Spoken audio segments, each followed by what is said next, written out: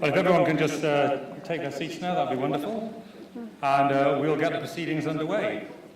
And to start off, I would like to introduce Mayor Wainwright, Mayor of the City of Westminster, for a few opening remarks. Wayne.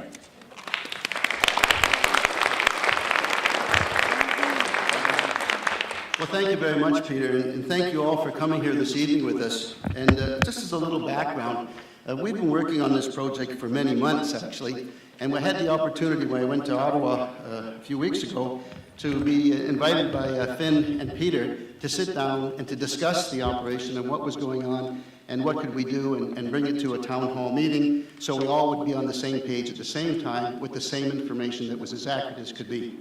And that's why we're here tonight.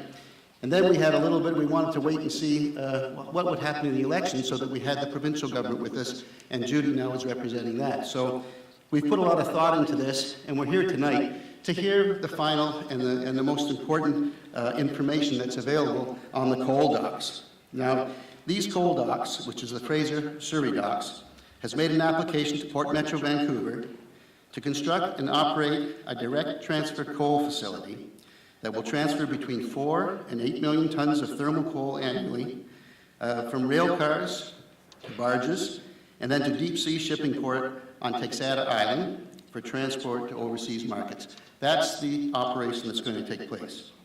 And as a result of concerns expressed by the community over potential land impacts of the facility, the local elected officials at all the levels, as I just explained, thought we should get together and find out and hear from our people the accurate information that's there, what needs to come and what is there for us today. Now, the town hall format is perfect for us. And in New Westminster, when we do this to share and to ask questions, we do it with everyone's feelings at large and not to create any disturbances. And I want to say that at the beginning because I know this has been a hot topic. Okay, and I think to get the accurate information we have a couple of hours that we can search into this, and we're going to document everything. We've got everything on a DVD that's being done, and we're streamlining this to the people at home and other parts of the Lower Mainland that couldn't be here tonight. So now we have some expert speakers with us this evening, and they'll give us the detailed information on the facility and the review process that's in place now. In addition, the council members, our local MLA-elect and MPs, there's also other officials that are here. We have a port official that's with us, our member, Penny Pretty. She's here to see and to report back to Metro Vancouver. And we have Rhonda Larrabee, the chief of the Kikite Nation, who's here representing her people.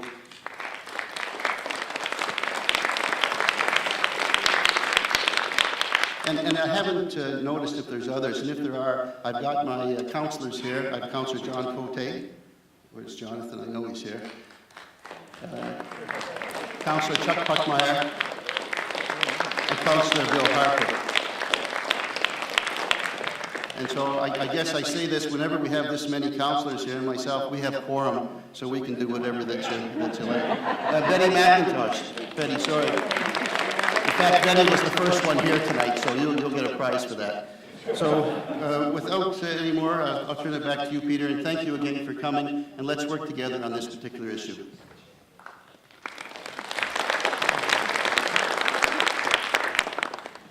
Well, thank you, Mayor Wright, and following your opening remarks, it's now my role to explain how the evening will proceed. But first, let me introduce myself. My name is Peter Holt, and I'm your moderator for the evening's Town Hall meeting. Tonight's Town Hall meeting is focused on the issue of the Fraser Surrey Docks application to Port Metro Vancouver to operate direct transfer coal facility. This facility, of course, is located directly across the river from New Westminster. I suspect there will be many different perspectives in the audience on the merits of this project, and I'm sure that we will all learn something today from what you will hear. I'll now outline the process. There's going to be a brief 7 to 10 minute presentation from each of our 5 presenters, followed by an opportunity for the audience to pose questions to the panel.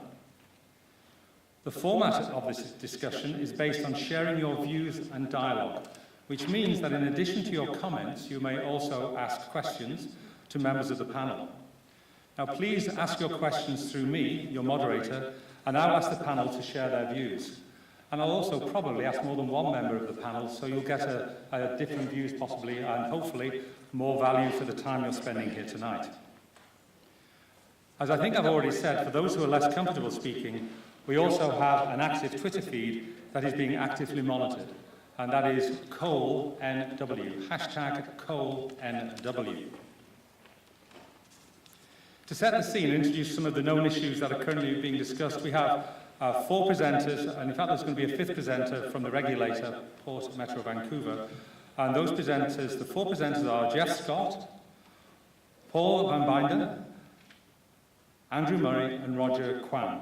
And I'd really like to thank them for giving their time tonight, because this is their own time, and I'd like to thank you for being here at the Town Hall meeting. So thank you very much.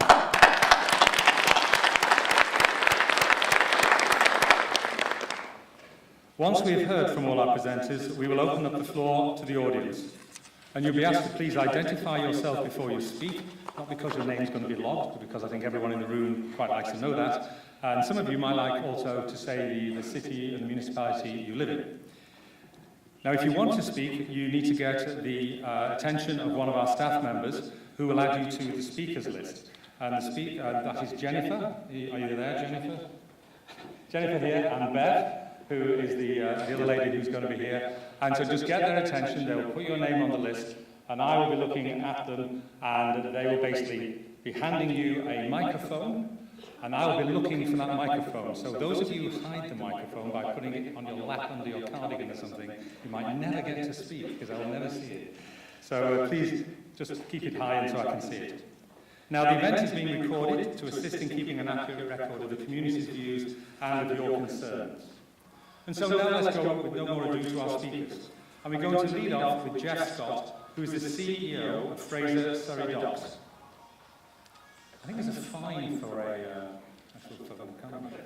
Jeff started working at Fraser Surrey Docks in 1993, and during the last 20 years, he had the opportunity to work his way up through almost every department in the company. He has a wealth of experience and knowledge in the industry, and Jeff spent several years at Fraser Surrey Docks as a ship planner and ran both the container gate and intermodal operations. In September 1998, he was promoted to operations manager. In June 2004, promoted again to director of operations. On January the 1st, I think a new year gift was it, Jeff? In 2009, he was appointed as the new CEO and president of Surrey Fraser Docks and the Pacific Rim Stevedoring. John has a Bachelor of Commerce from UBC and a Diploma of Shipping and Marine Operations from BCIT. And he also sits on the board of the BC Maritime Employees Association. So, over to you, Jeff. You have 7 minutes and the clock is ticking. There you go. Thank you.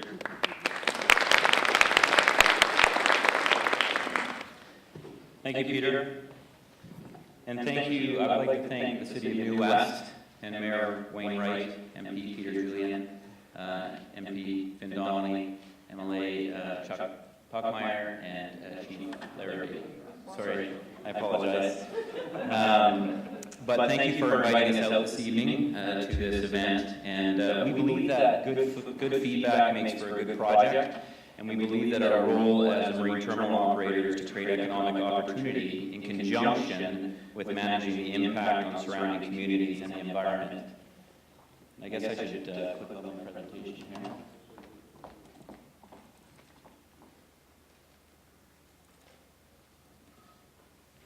I'll just scroll. Thank you. And tonight I would like to provide you with an overview of our proposed project and the related mitigation strategies. And we are implementing, or the mitigation strategies that we are implementing to deal with the concerns that have been raised. Fraser Surrey Docks has been operating for 50 years on the Fraser River, and we have a proven track record of safe and reliable terminal operations. The economic crash of 2008 resulted in a significant downturn in business and have forced us to look into new opportunities. Opportunities that will provide jobs, taxes, and support local businesses. We have handled a variety of products over those years, and the responsible, safe, and sustainable handling standards we have applied to those projects will be applied to coal. A shortage of port capacity and increasing demand has created an opportunity for an existing deep-sea marine terminal, such as Fraser Surrey Docks, with existing infrastructure to capitalize on growth in the coal opportunities, especially thermal coal. We realize this opportunity comes with an expectation to ensure we do not negatively impact our community or our stakeholders. It is our goal to continue to be a safe and reliable terminal operator and have the privilege of continuing to operate in this community for another 50 years.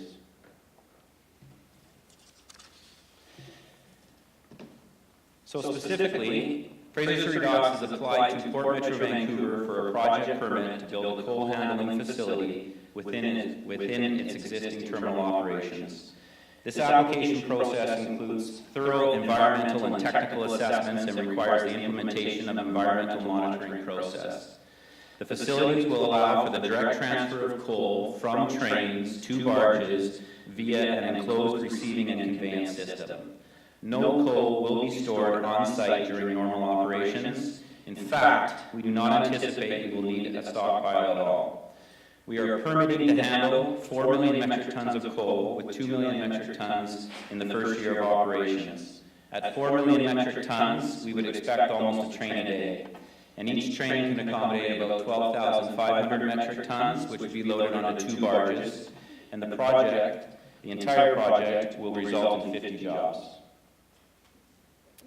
There has been 2 formal public engagement phases with a period of feedback in between. We initially notified the community through a community newsletter mailed to about 3,200 households with a request to contact us with any questions or concerns. That includes New West, Surrey, and Delta. For the past 8 months, we have listened to the community, we have heard concerns, and we have worked hard to put the right mitigation strategies in place to address those concerns. Meetings have included community groups, resident groups, municipalities, various levels of government, First Nations, and our stakeholders. Over the last several weeks, we have mailed out an additional invitation to 8,900 households and advertised in the local papers for the community to attend our open house sessions, which were held Thursday and Saturday last week. The Phase 2 consultations were intended to solicit additional feedback, but also share information about how we've been able to mitigate the majority of the concerns we have heard. Once this consultation period is complete, the feedback will be provided to Port Metro Vancouver as part of this permit decision-making process. The feedback that we have received could be categorized in 6 key areas: coal dust, specifically around rail, facility, and the barge; noise, existing and future operations, and rail cars; traffic impacts created by the increase in train traffic, crossing and terminals; barging coal, specifically the impact on existing traffic and access for fishing; coal impact on marine life, is it safe, what happens if there is a spill; and emergency preparedness, prevention and response and remediation. And our goal is to ensure that we develop and implement the appropriate mitigation strategies and measures that will satisfy all of these concerns. For the purpose of this presentation, I will share with you the mitigation strategies that we understand address the concerns raised by the New Westminster stakeholders. Fraser Surrey Docks is committed to operating in an environmentally responsible and sustainable manner. Fraser Surrey Docks has worked with air quality experts to design the entire project in order to minimize dust emissions and other potential air quality impacts. The coal we will be handling comes from the Powder River Basin and carried by Burlington Northern Santa Fe. BNSF has been safely hauling coal through Washington State up to Canada for nearly 20 years. In 2005, BNSF undertook a study as to how to reduce coal dust emissions that were causing maintenance issues on their tracks. This study was conducted over a 5-year period.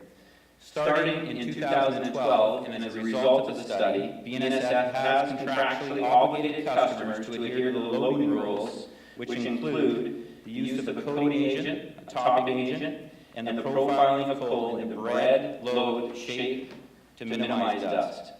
BNSF's new loading rules have shown to reduce coal dust losses by at least 85%. Any loss, if experienced, only occurs within 5 miles of the mine site, and there are no recorded losses once the rail cars reach Canada. And for reference, the mine site is nearly 1,000 miles away from the terminal. Early statements with respect to the coal losses made by BNSF and currently being quoted by various groups were based upon very rough estimates back in 2005, prior to the new unloading rules that are currently in place.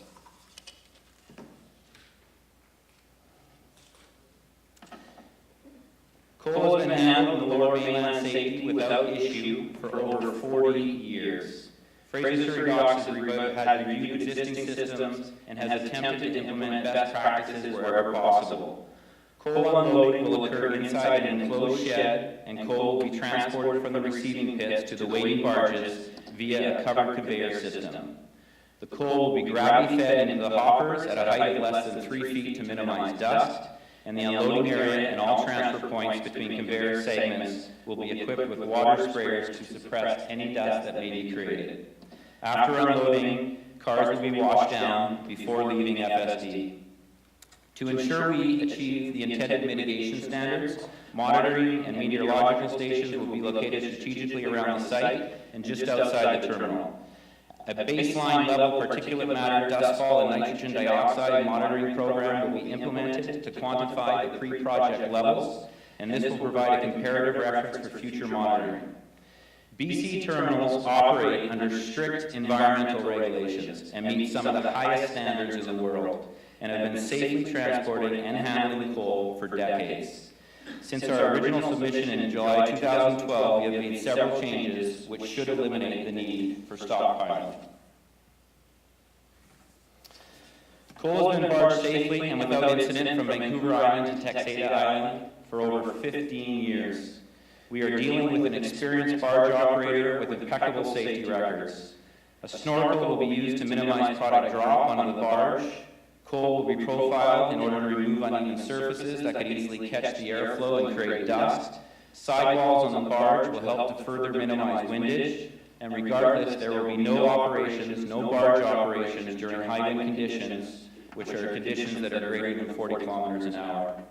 Coal barges will be subject to a speed limitation of 7 knots to further reduce windage, and the coal will be sprayed with water pre-departure when conditions require.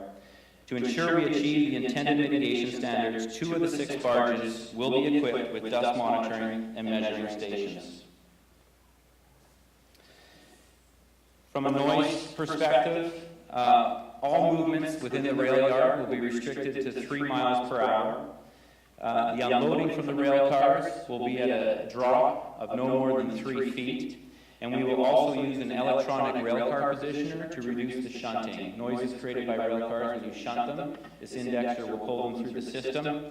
And the new rail will be installed at curvatures of 12 degrees or less to minimize any friction that would be caused by the steel rails.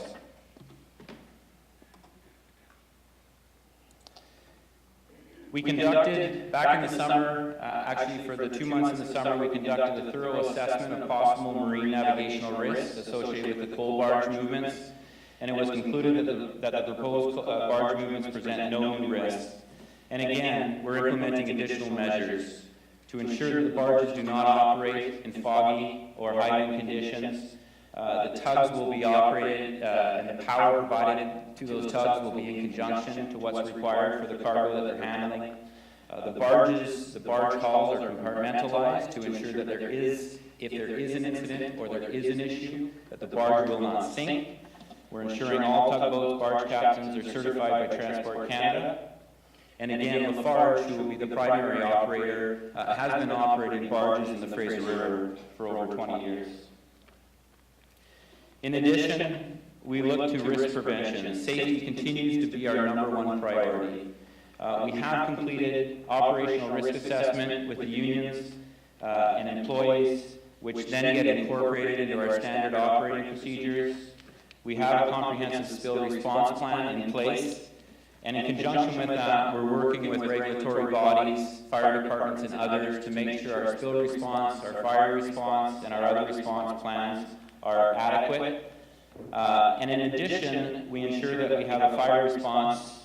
We're putting fire taps or hose taps in conjunction with our conveyor belt systems, which will basically allow for a quick hookup, and we will be using fire retardant hydraulic fluids and fire resistant belting. In summary, Fraser Surrey Docks is committed to using the best practices to create a safe and efficient, reliable direct barge coal facility. Coal is a safe product that can be transported safely with no impact to the community. Approval of this project would be economically beneficial and improve the sustainability of Fraser Surrey Docks as a marine terminal. We believe that this project addresses the concerns of our neighbours and the residents of New Westminster and delivers the environmental standards that we all expect and deserve. Thank you for listening.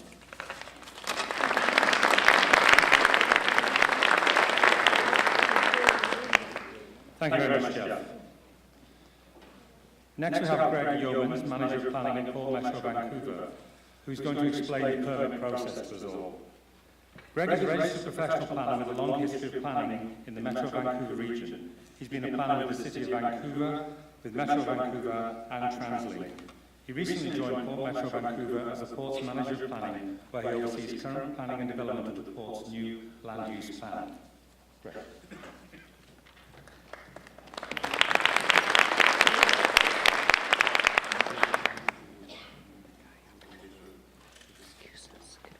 We have this little hand here just for a moment.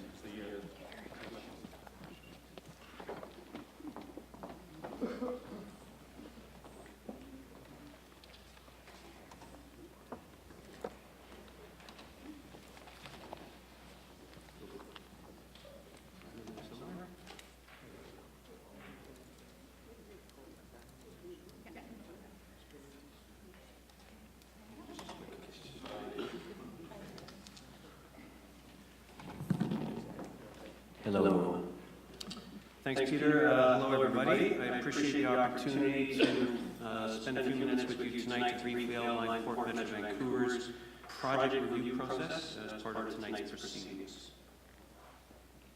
So I thought I'd start just with a brief note on Port Metro Vancouver's mission and vision. It gives you a context for essentially everything we do at the Port.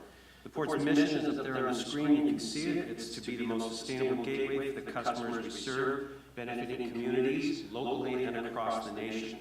The vision statement, which again guides all our activities, is to lead the growth of Canada's Pacific Gateway in a manner that enhances the well-being of Canadians. Now, as some of you might know, Port Metro Vancouver is Canada's largest port and fourth largest tonnage port in North America. Their jurisdiction, it's hard to see on the screen, snakes around Burrard Inlet, Fraser River, and Roberts Bank. It's over 600 kilometers of shoreline. Including in this is the management of about 16,000 hectares of water and about 1,000 hectares of land. The port borders 16 municipalities and one treaty First Nation, and it intersects the traditional boundaries of several other First Nations.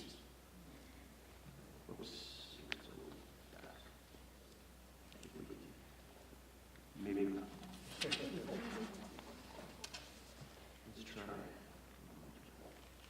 Okay, we can't back up, so I'm going to skip a slide.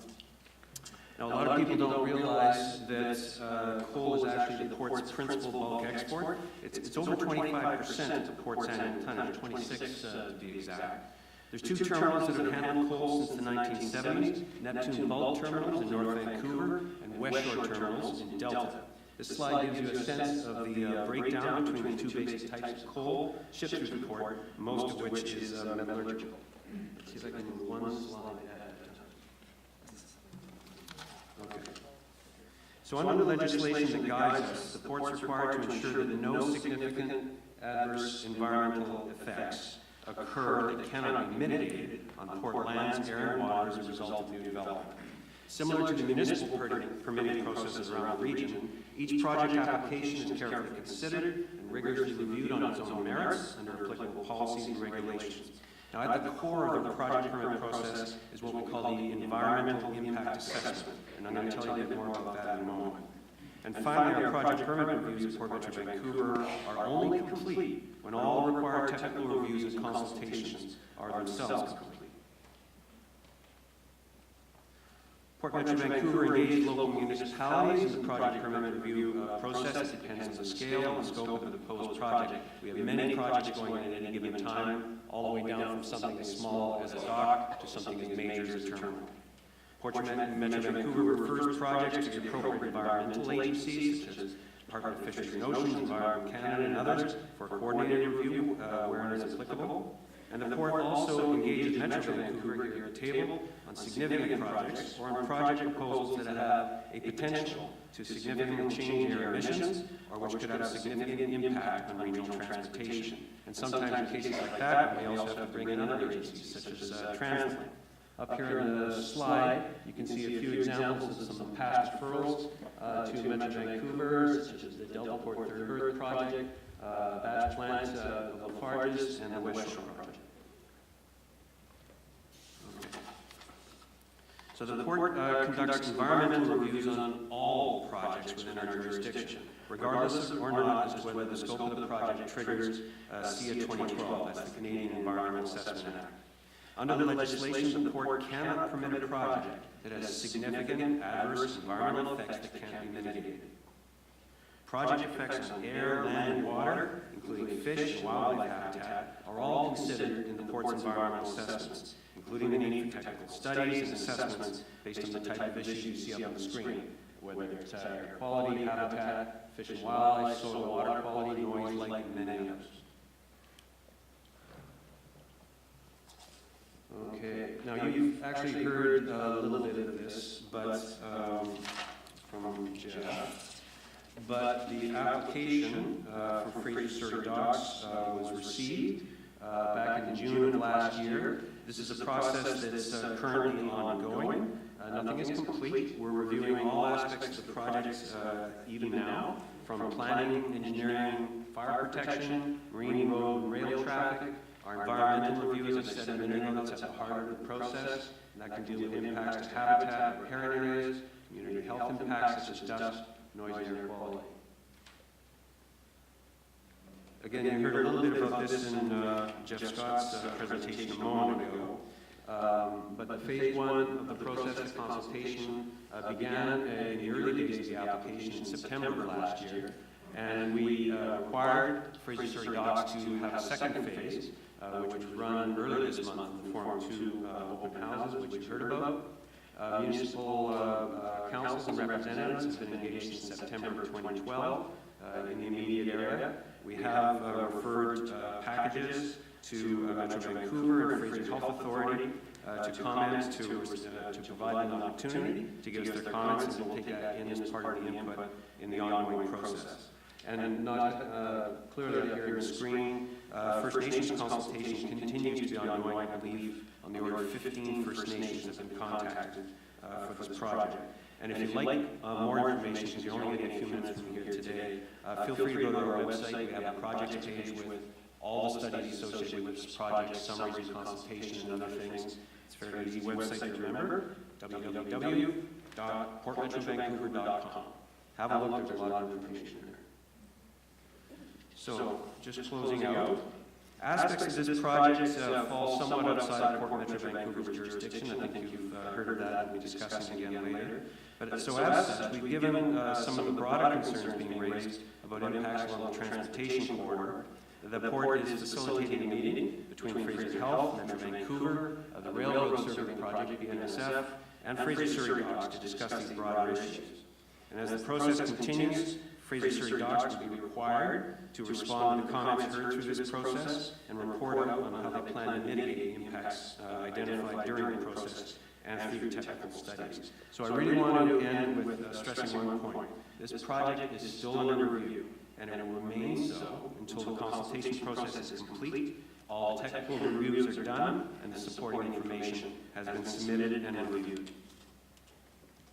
So thank you.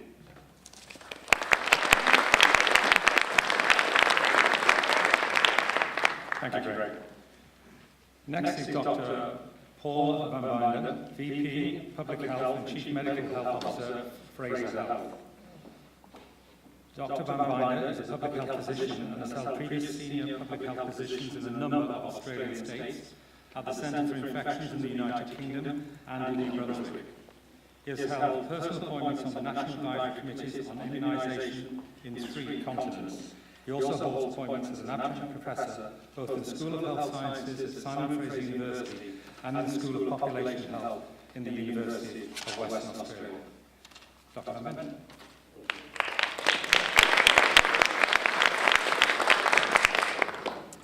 Thank you to the City of New Westminster for the opportunity to come and share a health perspective on what's been happening.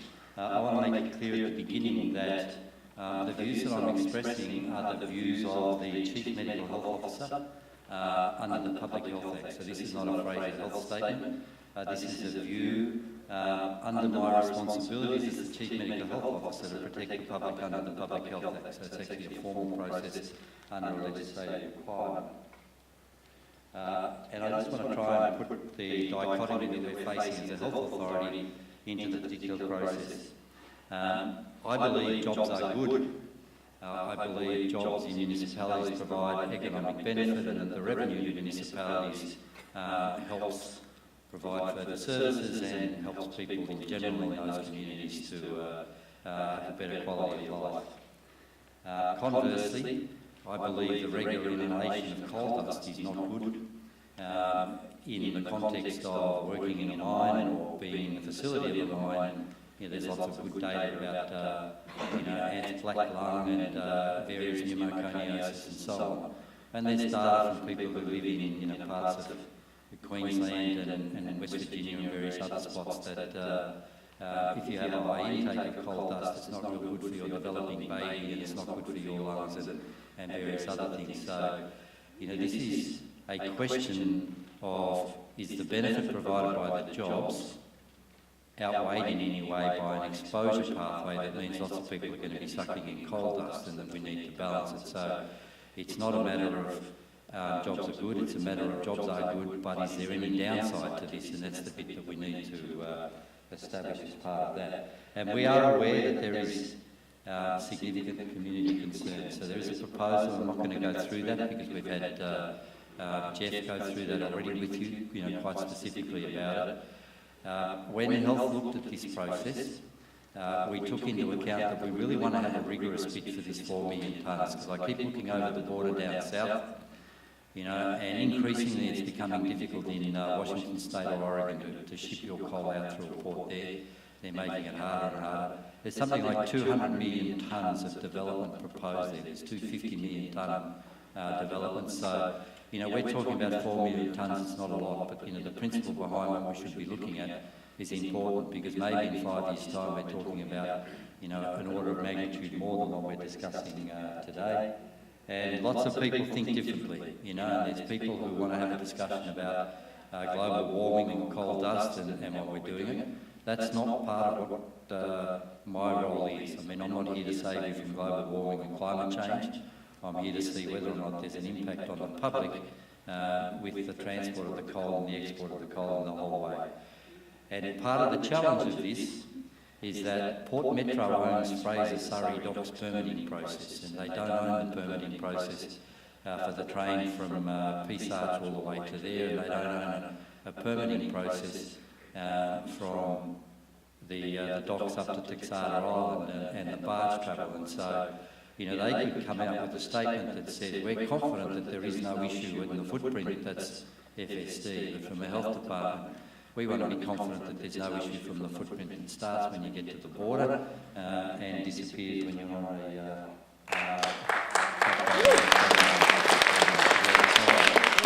And so, all aspects of this are important to us as we work through this process, and we want to be clear that we don't believe that the public is tolerant of something that says, I only look at this bit or I only look at that bit, and that's some other bureaucracy's role to do it. So, the health view can be summarised quite succinctly. The data that we have been provided with at this stage from Fraser Surrey Docks on the dust movement is insufficient for us to say that we believe there's no issue and we need some more work done. And we've written to Metro Vancouver, and Roger Quan's here today saying that as the permitting group for the airshed, we're hoping that they do more than what we've seen so far. There really is not very much data at all that's been provided on the dust movement along the route. I get statements from BNSF saying our surfactant means that 85% of this is not lost or is reduced. I mean, it's 85% of what, I'm not really sure what it is that they're telling me, and we want more. We want a comprehensive health impact assessment undertaken for this process. That includes meaningful community consultation as part of that. And really, most importantly in this, it includes a verification component, so that whatever the computer's saying, and we're saying, yep, that looks good, there's actually a process that says afterwards, well, that's actually what happened. That our modelling produced what the output. So the health impact assessment needs to include the following: the impacts of the airborne dust from Pisarch along the way, potential contamination of land and water, the food and fish, if that's impacted by what we're doing with this, the diesel exhaust impacts. We're going to have a lot of rail traffic, we're going to have a lot of cars waiting at crossings and various other bits on the way. The impact of noise, I haven't seen the data on this at this point. The impact on emergency care access. Some of these trains take 15 minutes to cross at Pisarch. There's a statement in one of the documents we got which said, we give priority to emergency vehicles. Now, I'm not sure how you stop a train of, so many carriages. It takes 15 minutes so that the ambulance can go across at the time. So we want to see what that's about. And we want some understanding of the overall community wellness impact of this as we go down through that pathway. The verification to us is a critical part of what we're going. We've heard that we're going to have some total particulate stuff there, and we're going to have a look at the NOx. We want it broader than that. We want to see some particulate monitoring going on. We're really saying that I suspect they're going to do modelling in the rest of it, and I'm going to look at it and I'm going to think that's okay. But I want to be clear that after that there needs to be, in sensitive sites, sufficient monitors for us to say, I can look at the data on the web, and the people in this auditorium tonight can look at the data on the web, and we can see exactly what is happening. And at that time, if it turns out that in fact what we thought was going to happen isn't what's going to happen, then the permitting process must include a process whereby there will be mitigation automatically, so that it says, well, if you're actually not producing a safe environment, then the mitigation kicks in and it stops as part of that. And I think that's really important.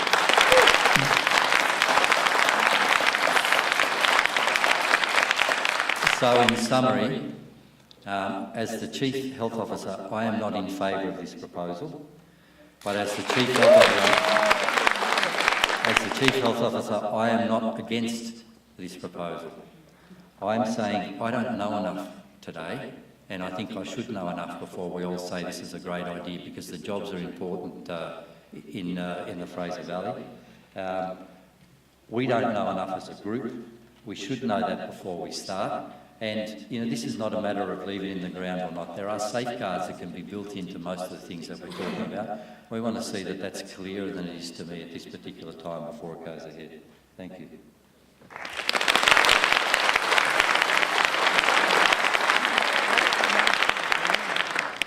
Before I move on to the next speaker, I did see the Mayor point to me that we do have another elected representative. I think is it Chuck Puchmar, Councillor Puchmar? I apologise. Was it Judy? Judy Darcy. I apologise. MLA-elect. Yes, we have met before. I can't see from there, actually, because it's too bright. The next person we have to speak is Andrew Murray. Andrew was one of the original members of the New Westminster, or was the original member of New Westminster Environmental Partners. He's a 17-year resident of New West and also the founder and president of the Royal City Farmers Market. He's the lead organiser of the New West Doc Fest and Festival that showcases film documentaries, and the Council of Canadians spokesperson for New Westminster. He was also the recipient of the Queen's Diamond Jubilee Medal for 2013. Andrew.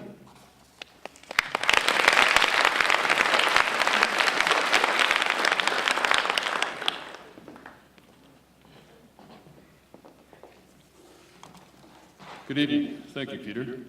It's a pleasure to be here. It's great to finally see a proper public consultation begin. And I'd like to start by thanking the City of New Westminster, and specifically Mark Allison, for all their hard work in getting this event up and running. I'd like to say thank you to our sponsors this evening, our new MLA Judy Darcy, and our MPs Finn Donnelly and Peter Julian.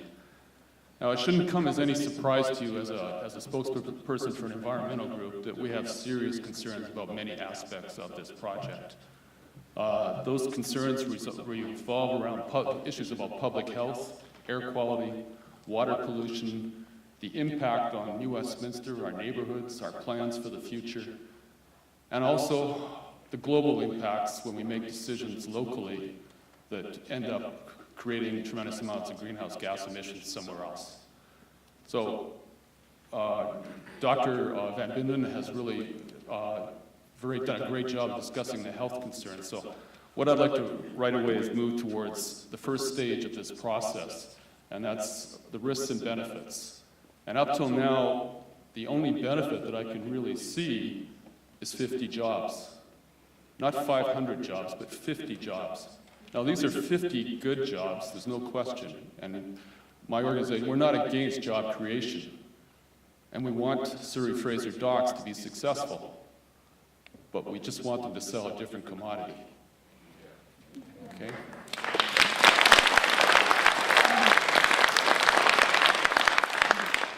The first point that I would like to address is the coal trains themselves. Burlington Northern enters Canada down at White Rock. The trains are about 125, 130 cars long with 4 diesel engines, 2 on the front, 2 on the back. They go right past the beach at White Rock, make their way up through Delta, Surrey, and then to Surrey Fraser Docks. What isn't really commonly known is on that route, there's about a dozen schools that are within close proximity of that rail line. The majority of them are elementary schools. So when we look at the benefits of 50 jobs, we would like to know, we would ask the question, is exposing literally thousands of young children to elevated levels of diesel particulate matter and coal dust each and every day, 320 trains a year, is that worth 50 jobs? And our feeling is obviously no, it's not. So these trains will come, and what I'd really like to talk about right now is the coal itself, the commodity they're carrying, what they're carrying. This coal is coming all the way from Wyoming and Montana, from the Powder River Basin. It's called Powder River Basin because it reflects on the composite of what that coal is actually like. It's a soft bituminous coal that becomes powdery in your hand.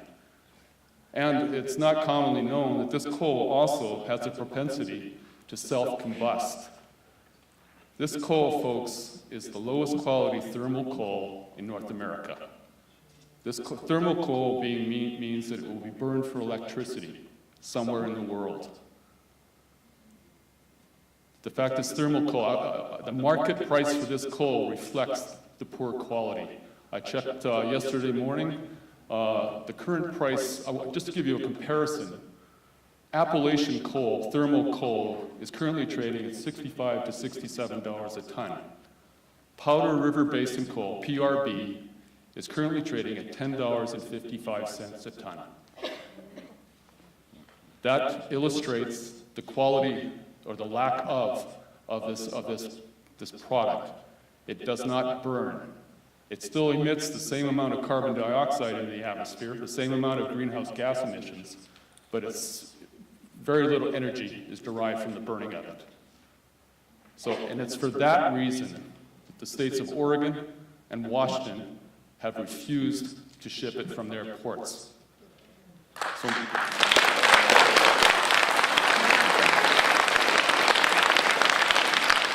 So here we find ourselves, Surrey, New Westminster, as Plan B.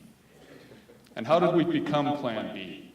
We became Plan B because our country now has slashed our environmental regulations. It has slashed protection of our waterways.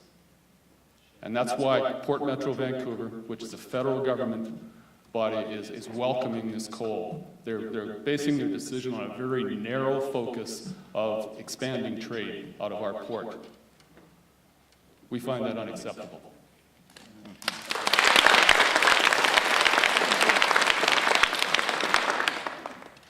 So let's go back to the process itself. The train moves through Surrey, arrives at the dock.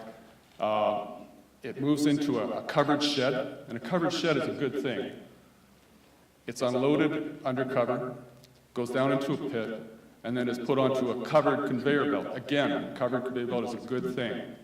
We have a couple of concerns about this process that come out of that. Our first concern is Fraser Surrey Docks has said there'll be no stockpiling of coal during normal conditions.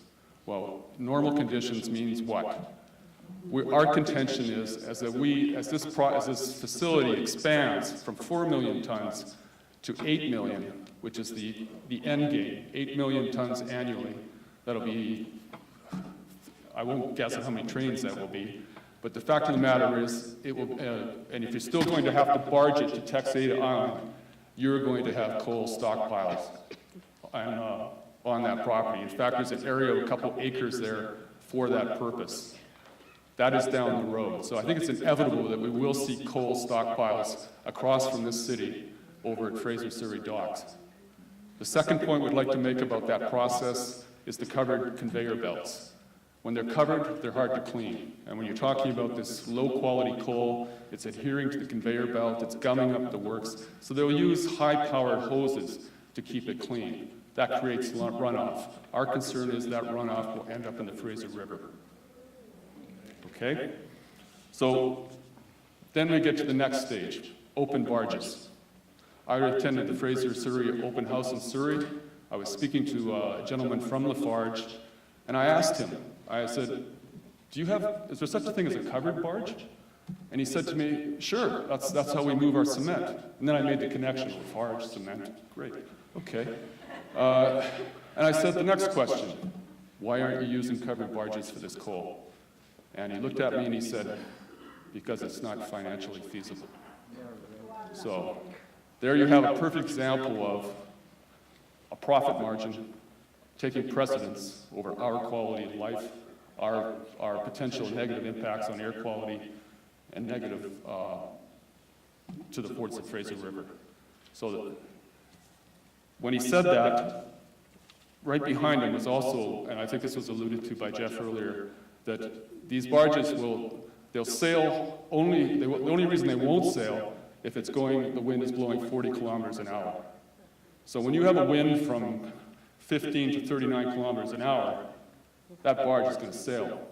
It's going to be watered down, but how many people think that realistically that there isn't going to be coal blowing off that barge from the minute it leaves Fraser Surrey all the way down the Fraser River, all the way back up the Georgia Strait to Texada Island?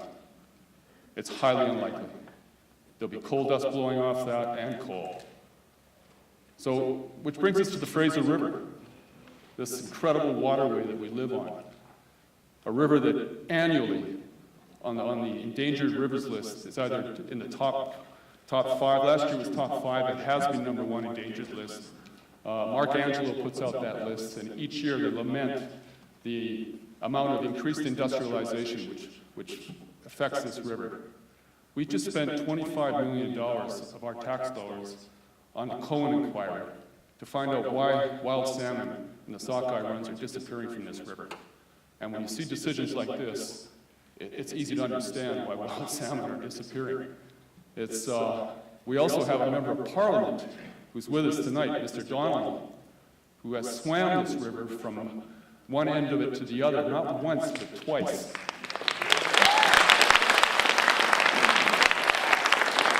And he did that to draw attention to how perilous the fine line of a healthy river is with a growing economy around it. So there's our concerns. As far as and when we talk about impacts on Westminster, if you live in Queensborough, your quality of life is going to be affected. If you live in Queensborough, your air quality is going to be negatively impacted. Your property values are going to be negatively impacted. If you live on the Quay, and I want to say thank you to all the people in Queensborough that got out and put 900 signatures on a petition to say no to this. For whoever was involved in that was amazing. I take my hat off to all the Quayside residents people down there too, in the community board, who I see at every meeting. They're down, yeah, you bet. And they've raised this issue right from the beginning and have been proactive from the beginning. And they know what's going to happen. We've invested millions in a waterfront park a waterfront park that already has air quality issues with a truck route and rail traffic. If we're going to continue to try to revitalize our waterfront, how is it going to be happen with a major coal facility directly across from us on the other riverbank? So I want to conclude by talking about the global impacts of burning this coal in Asia. We've made decisions here without taking that into consideration. From now on, when we talk about decisions about fossil fuels, that question should always be present. What are the implications of burning this, of producing and exporting this? This is a 19th century proposal in a 20th century world. This was rejected by the states of Washington and Oregon. It's not good enough for Americans, and it's their coal. I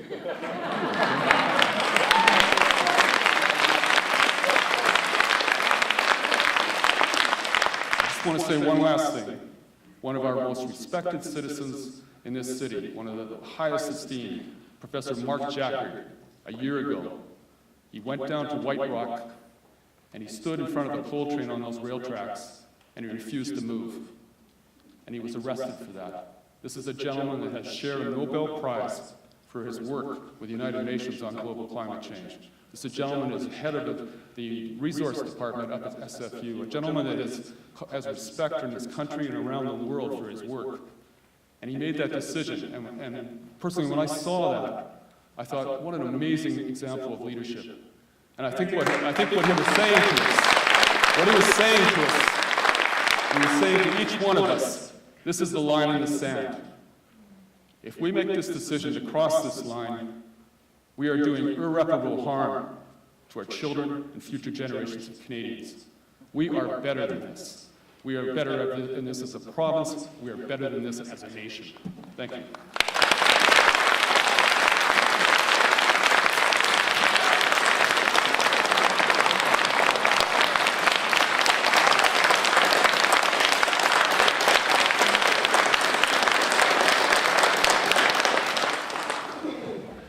Well, thank you from a lot of people and from me, Andrew. Thank you.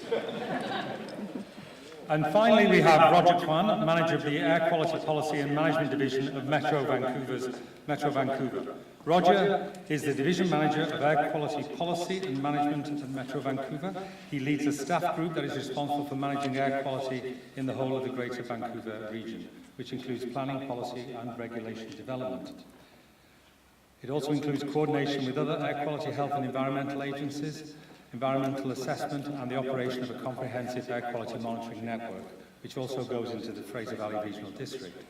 Roger is a registered professional engineer with over 25 years of experience in the air quality, climate change and environment field, both with the government and also in consulting. Roger.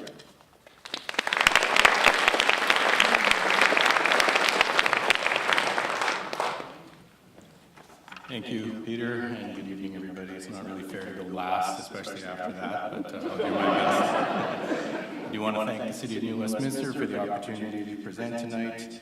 This is a very important issue for Metro Vancouver. I do have a number of senior officials from Metro Vancouver here with me, although I can't see them. I'm pretty sure they're out there. We have Ray Robb, who's the Regulation and Enforcement Division Manager. Kathy Preston, who's a senior engineer, also in regulation and enforcement. There she is. And my boss, Delia Lagnagara, who's the general manager of planning, policy, and environment, and also the deputy CAO of Metro Vancouver. I'm not sure where Delia is.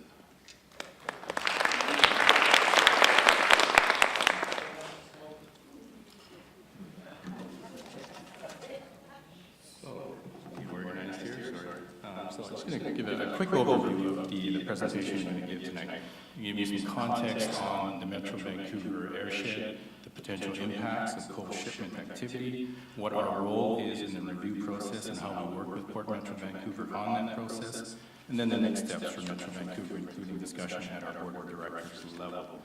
We've heard a bit of discussion about the activity, coal shipment activity in the Pacific Northwest. Be an understatement to say that there's a lot of public concern about coal terminal expansion, not just here in Metro Vancouver, but throughout the Pacific Northwest. This is a map from a presentation that I attended probably about 3 weeks ago at a meeting of air quality authorities north and south of the border. And you can certainly see the number of new coal facilities in southern Washington state, proposed coal facilities, some of them quite large. Some numbers came up there in the range of 30 to 40 million tons per year, so larger than the facilities that we're talking about here. And then there is the Gateway Pacific Terminal, just very close to the Canada-U.S. border at Cherry Point in Whatcom County.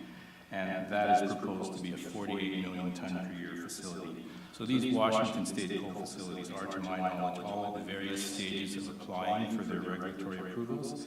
None of them have been given the go-ahead at this point, and as we've heard, the process is fairly rigorous in the state of Washington. So this is a slide that was provided by the Washington State Department of Ecology.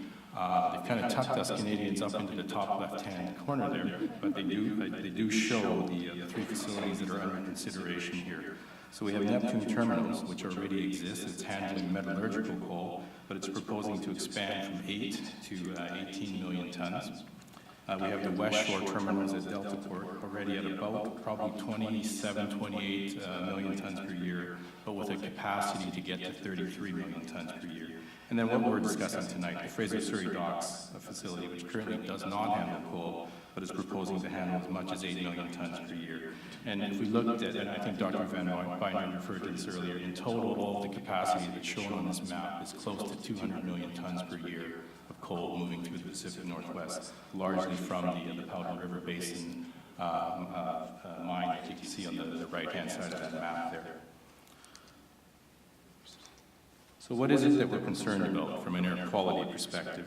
First of all, there's all the engines that are handling the coal. There's rail locomotive engines, there's tugboats hauling barges of coal down the Fraser River to Texada Island. And then there's all the loaders and other equipment at the stationary coal facility itself. And these engines all generally burn some grade of diesel fuel, and reducing exposure to diesel particulate matter is one of the priority focus areas in our air quality program in Metro Vancouver.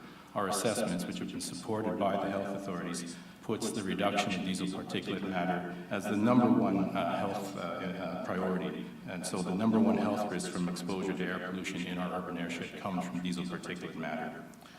And then there's the coal dust itself. Dust coming off of the rail cars as they move from the United States to Fraser Surrey Docks, on barges, and at the facility itself. And although it is proposed as a direct from rail to barge transfer, there are emissions anytime you handle coal. And there may also be the temporary storage on site. I'm not going to discuss the health impacts because Dr. Van Buynder described that earlier, the health risks associated with exposure to coal dust. So try to tabulate here the different sources and potential impacts, and more importantly, the government agencies who have what I would describe as primary jurisdiction over these sources. Rail and marine in the first 4 rows are quite similar. Both coal dust and engine exhaust are a potential source of concern from both an air quality perspective and a health perspective. And in terms of climate change, the larger concern, as we've already heard, is with the transport overseas. So that's the emissions along the ocean-going vessels as we move the coal across the ocean, and the end use of coal in the coal-fired power generation systems, or even in steel-making processes for metallurgical coal. And Andrew spoke to this earlier.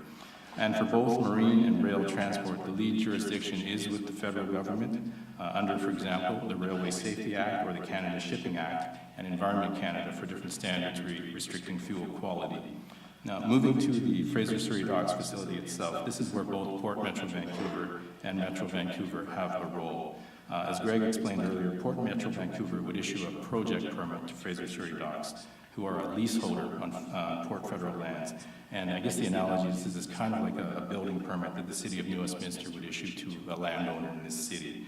Now, Metro Vancouver is the authority for air quality permits and regulations, and I'm going to go drill down into that in the next slide and explain how that works. So under the Provincial Environmental Management Act, Metro Vancouver has the delegated authority for air quality management in this region. We are guided by an overarching air quality management plan. This is our policy framework for managing air quality in the region. Our current plan was adopted by our board of directors, and that's elected officials from the 24 local governments that make up Metro Vancouver, the Greater Vancouver Regional District. Our current plan was adopted by our board in 2011. It includes 81 different actions in the areas of improving air quality and reducing greenhouse gas emissions. Now, under our delegated authority, our board has the ability to adopt bylaws and regulations regarding air quality. The main air quality bylaw that we operate under does enable a system of permits which apply to large industrial sources. These are individual facilities, things like cement plants, refineries, chemical plants, and bulk commodities terminals. We currently administer close to 200 permits, and a number of these are in fact on port lands. We have a separate regulation and enforcement group led by Ray Robb, who I introduced earlier.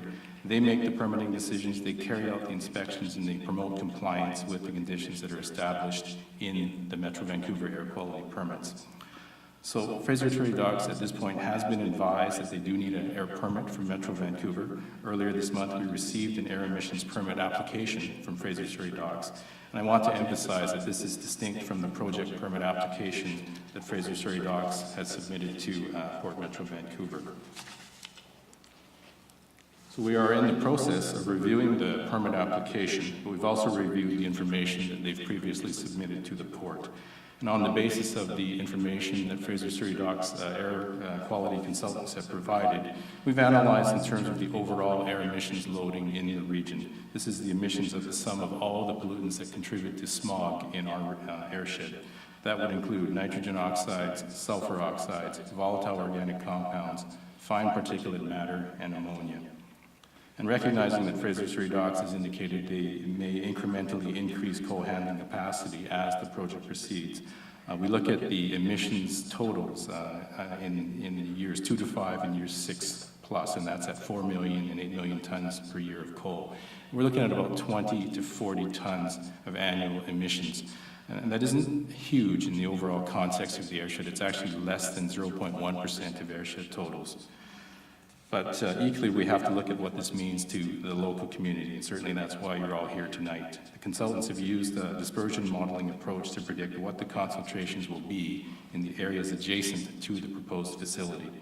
They've concluded a number of things. Firstly, that the particulate concentrations are going to be localized around the Fraser Surrey Docks facility. The exceedances of the ambient air quality objectives, these are the guidelines and standards that we use to provide benchmarks for the quality of the air. Adjacent to the marine sources and along the fence lines and within the rail yard, there will be exceedances of the ambient air quality objectives. And then beyond the fence line, the modeling that the consultants have done shows low impacts and within ambient air quality objectives. However, our initial review does leave us with some questions that would have to be addressed as we review the permit process, the permit application. It certainly appears that not all of the sources of fugitive dust within the facility have been included in the modeling, and it also appears that the emissions of coal dust and engine exhaust from barges and locomotives in transit have not been included, and we know these to be a significant concern. This is a scoping issue. It's what the Fraser Surrey Dock consultants have assessed in the area in the vicinity of their proposed facility, and they did not look at the transiting emissions associated with rail cars and barges. So moving forward with Metro Vancouver's role, our staff will review the Fraser Surrey Docks permit application. As noted earlier, we do have these questions about the sources included and the scope of the review conducted to date. We expect that we'll be following up with the proponent on these issues. Ultimately, our regulation and enforcement manager will make an independent and unfettered permitting decision guided by the relevant facts and applicable law. The permit process at Metro Vancouver does include public notification, and this is specified under the provincial public notification regulation. I do want to emphasize that our permit will not and cannot address sources and emissions associated with transiting of coal. And this is the barges and locomotives that I noted earlier, which are primarily under the jurisdiction of the federal government, Transport Canada, and Environment Canada. So these emissions are definitely of concern, and the need for appropriate mitigation measures and monitoring will be raised with Port Metro Vancouver and the federal government agencies. So lastly, in terms of how we work with the port, for the most part, we've worked fairly well collaboratively with the port. There are a number of success stories, including the Northwest Ports Clean Air Strategy, which is a strategy with actions that are endorsed by not just Port Metro Vancouver, but also the Port of Seattle and the Port of Tacoma. The port has an air action program. They have a truck licensing system, which requires that only newer, low-emission trucks can access port gates. And we have a shore power system at Canada Place, which basically means that cruise ships, when they're berthed at the port, can actually shut off their diesel generators, and again, diesel is one of our most significant concerns, and plug into electrical grid systems. Having said that, we believe that the process of referring projects between Port Metro Vancouver, the health authorities, and the senior levels of government could certainly be improved. And I should stress that that works both ways. Comparing notes and collaborating in advance of permit decisions would allow us to jointly scope out the environmental assessment process. I'm sure that would also make life easier for the applicant. We would want to include the health authorities in this for their expertise in health impact assessment. So the next steps for Metro Vancouver, our board of directors will be considering this issue at their meeting on June 14th. This issue has already gone through our Environment and Parks Committee, which is a subcommittee, if you will, of the board that advises the board on matters related to both environment and regional parks. It has gone through that committee on 2 occasions, and their recommendations are going forward to the board on June 14th. The recommendations that are coming from the committee are firstly that the board should express its opposition to coal shipments from the Fraser River estuary, other than through the existing Roberts Bank coal port.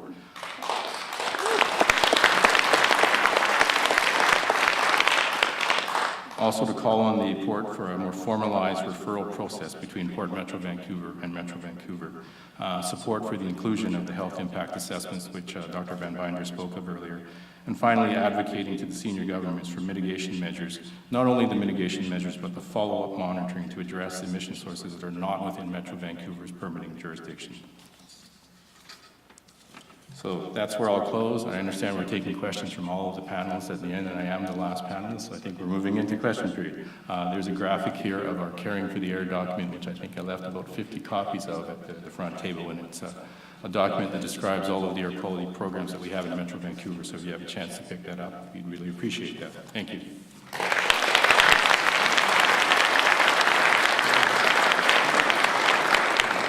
So let's begin. The mics are now open, so if we could have the first question. Sir.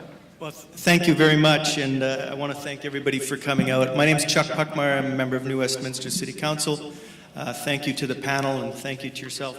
A couple comments, and I think there will be questions in the comments, and a couple of things that were brought up. One of them, BNSF had some 2005 estimates which were touched on, and they showed that for every train car coming into the Pacific Northwest, there was a loss of 500 pounds of coal. And I guess at $10.55 a ton, that's not a huge loss. It doesn't equate having to put coverage on it.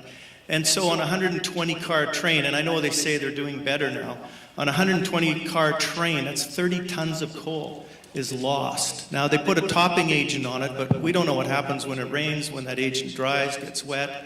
When does it start losing coal again?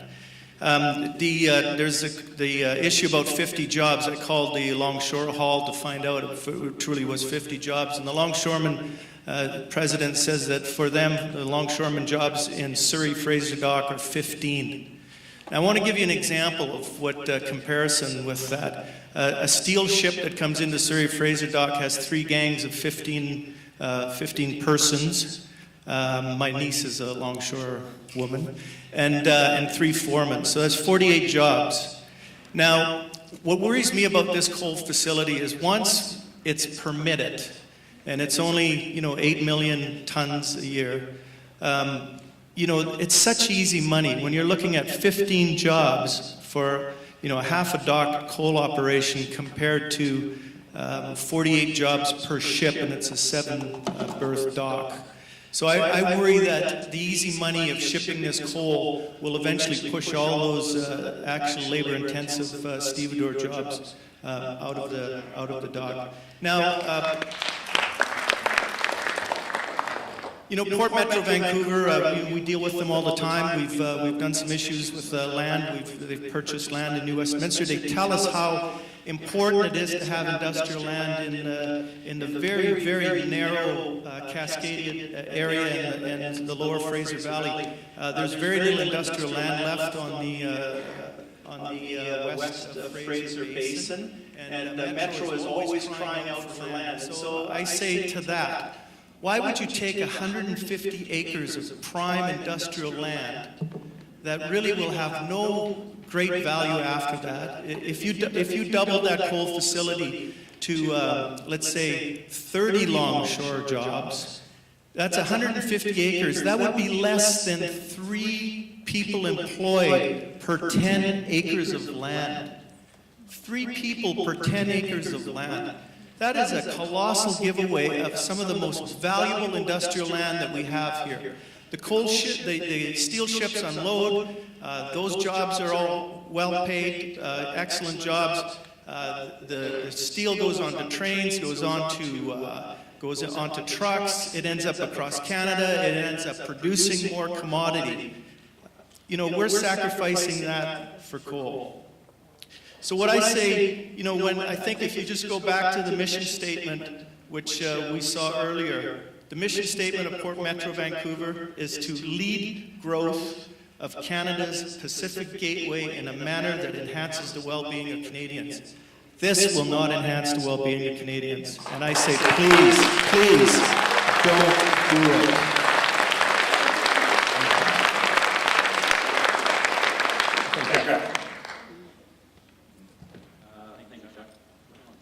The microphone will come on as you speak. Okay. Just a couple comments, and I thank you for those comments, and just a couple comments of clarity. And the first clarity is we do like steel. Steel is a primary product that we've handled for many years, of the 50 years. Steel is coal, and it's finished state, just so we're very clear on that. And it is an important commodity. It is an important commodity for North Americans and Canadians. And in terms of the jobs, just for clarity on the jobs, and I've been consistent with this, of the 50 jobs that we're quoting, 25 of those jobs will be at Fraser Surrey docks. The remaining 25 jobs will be within the supply chain. And those are 25 jobs at full-time equivalent.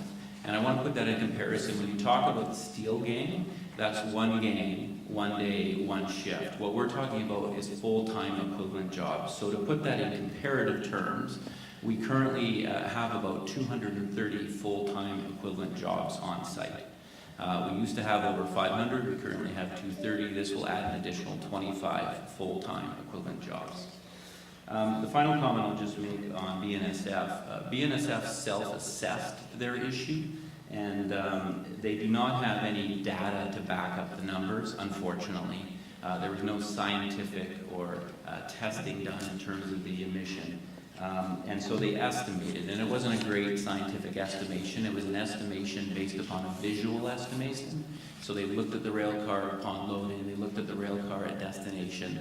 You know, the question is how much of that is settling, and they came up with an average number. And they've looked at that now in terms of the study since 2005, and have done scientific testing now. So the numbers that they're quoting now are scientifically based. The 85% reduction is a confirmation. The readings are a confirmation. And that's the readings that they're getting now. Thank you. Okay, thank you very much, Jeff. The next question, is that Tim? I'm Stephen. You're Stephen. Is this coming through? Stephen Fonica. Okay, thank you. Hi. Yeah, I'm Stephen Ferrer.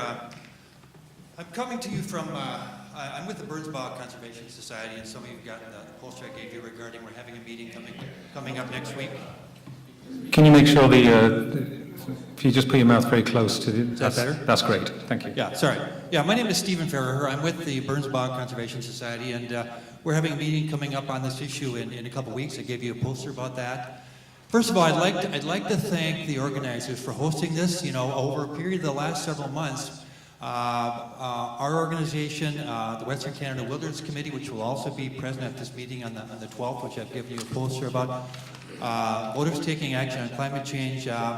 We've had a hard time getting people to come to discuss this. I appreciate Mr. Scott coming to do this tonight because, frankly, we haven't had that opportunity very much. So thank you for being here. On a larger scale, we're concerned because, for example, the Burns Bog provides, it's a peat bog. It provides, it's called the lungs of the Lower Mainland. Some of you know that. And it provides a function of retaining CO2, and therefore it helps us in terms of our environment and pollution. And so what we're concerned about is that the coal dust will have a deleterious and negative effect on the functioning of the bog. And overall that means the lungs of the Lower Mainland, and that's not a term that I made up. You know, Wikipedia and other places, and whether you believe Wikipedia, you can look at a lot of places, that's what they call it. So we're concerned about that. There's lots of other safety issues, and I'm not going to take a lot of time talking about that because I think other people should have an opportunity to talk. But I would like to say one thing. The Port Authority, and I don't know if the Port Authority representative is still here.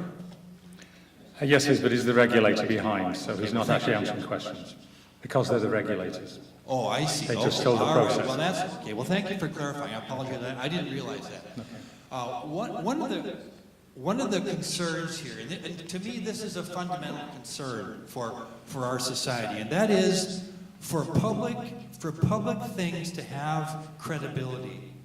There has to be public participation, and that's not consultation. That's dialogue. Those are different words. In a democracy, we should know those are different words. If we do not, we are failing. We are failing. And today when I came over on the SkyTrain, I saw a little kid. And the reason I'm involved in this, and this is not for any other purposes, I think of the little kids. I think of who speaks for them. Now, we can always say their parents do, and that's great. But sometimes the parents don't. They don't have time. They're busy. They got stuff to do. They got to survive. We've all got to have jobs. And so from that perspective, I appreciate Mr. Scott coming here and telling us his side of the story. Thank you for doing this because we haven't been able to get people to come and say what you said. So thank you for that. And the other members, thank you. Now, to the Port Authority, here's the deal. For us to have an ongoing belief in our system, in our society, we have to have a higher credibility of our decisions. Look at the results of the voting. Our voting percentages are going down, down, down. Why is that? There's a lot of reasons. It's partly because we don't see a connect between our representatives and what we do. So I'm asking the Port Authority to do what Metro Vancouver. Thank you for doing this. Metro Vancouver on the 14th is having an open mic for people to go and present on this issue, which is what we're doing right now. Thank you for doing this. Thank you for doing this. The Port Authority owes it to all of us. Stephen, That's have you got my question is, Thank you. will the Port Authority, or if he can't speak about this, perhaps Mr. Scott can, Yeah, go on, ask the question.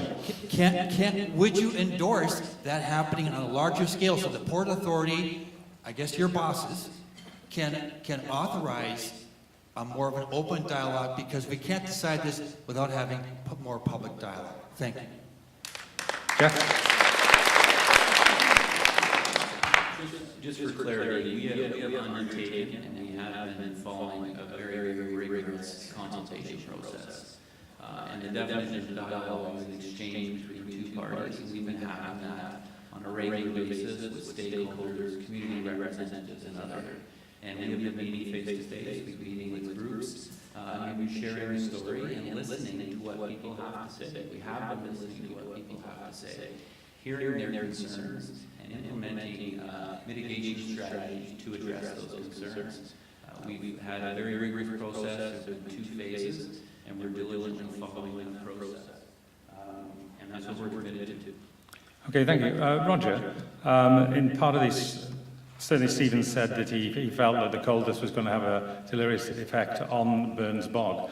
When you do your permitting process, do you take account of environments such as water, wetlands, things like that? Yeah, and before I answer that, I do want to thank Stephen for mentioning the process that we're going to have at the Metro Vancouver Board on June 14th. It will be open to delegations, so that is an opportunity to make your opinion heard. Can you go closer to the mic, please, Roger? Thank you. Did everybody hear me on that? I'm not sure. There will be an opportunity to make your opinion heard at the June 14th. It's actually 48 hours in advance that you have to register for a Metro Vancouver delegation. And for those that want to appear as a delegation, there is a process on the Metro Vancouver website, metrovancouver.org. that outlines the process for applying as a delegation to speak before our board at that meeting. And 48 hours is the deadline, ahead of 9:00 a.m. Friday, June the 14th. Sorry, Peter, I forgot what the question was. Pay attention, Roger. I'm going to restate the question. The point was, Stephen made the point that he felt that coal dust was going to have an effect on Burns Bog, and I was just wondering whether the process you go through in your permitting, whether you take account of wetlands, is what I said. Within the formal environmental impact assessment process, we would be looking at environmental impacts both in the near field and the far field. There would possibly be some consideration of the impacts on Burns Bog. I think within the permitting decision, we'd be looking more at the immediate surrounding area around the Fraser Surrey Docks facility, along the lines of the dispersion modeling that the consultants have already done. We would be wanting to go back and re-examine the sources that are being included in that model. And the thing that I always say about dispersion modeling, it's garbage in, garbage out. If you don't get the sources right in terms of the inputs that you put to the dispersion model, you won't get the right outputs. Okay, thank you very much, Roger. Let's go to the next question. And can somebody point to who's the next person? Okay, I'll give you the name I've got here is Tim. Thank you. Thank you very much. My name is Tim Tuccaro. I'm a physician scientist at Simon Fraser University. My medical specialty is occupational and environmental disease, focusing on lung disease, and I very much appreciate the comments that were made by Dr. Marunan regarding the health effects of coal dust. But I have morphed over the last couple of decades into health effects of climate change because they are so important for future generations. This is the most important health impact that is facing future generations. And I'm asking today if we here in green British Columbia can't join our brothers and sisters in Washington and Oregon and oppose the increased consumption of coal by facilitating it going through our ports, then who is going to do this? Who is going to stand up for future generations?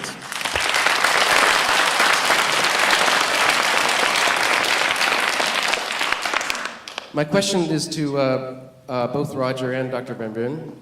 To Roger, you mentioned at the end that you will be advocating to senior government officials for emission outside of the jurisdiction of Metro Vancouver. Will that include CO2 emissions?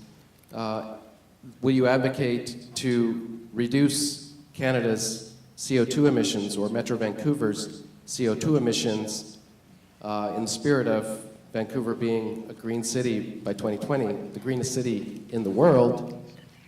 Will you be advocating for reduced CO2 emissions from Metro Vancouver? Okay, thanks. Roger? Thank you for the question. We will be advocating, as I said, to the senior governments for emission mitigation measures to do with the barge and rail and the coal dust. Within Metro Vancouver, we have adopted regional greenhouse gas emission reduction targets of 33% reduction from 2007 levels by the year 2020. So from that perspective, we would be looking at reducing greenhouse gas emissions directly within the Metro Vancouver region. And we would be including that, I can't speak for what our board position finally will be and what we communicate to the senior governments, but that is what has been recommended by our Environment and Parks Committee at this point. I do want to make a comment, probably more from a personal basis than anything, on what I think is a staggering amount of global greenhouse gas emissions. I just crunched the number ahead of coming to the meeting tonight, and if we really look at the possibly in the neighborhood of, if we add up all of the coal capacity going through the port of Metro Vancouver, that's in the range of 60 million tons per year. The emission factor, if you will, is basically 2 kilograms of CO2 emissions per kilogram of coal, whether that is burned for power generation or used in steel making. So that is, if you take the 60 million tons of coal, that's 120 million tons of global greenhouse gas emissions being emitted somewhere else. Now, we are looking at increasingly local governments taking action on reducing greenhouse gas emissions within their own areas of jurisdiction. But I don't think we can, be silent on the, the export of commodities outside of our own region. That's probably more my personal viewpoint than anything outside of our own region, and the use of that in other parts of the world, because as we all know, climate change is a global issue. So, Thank you very much.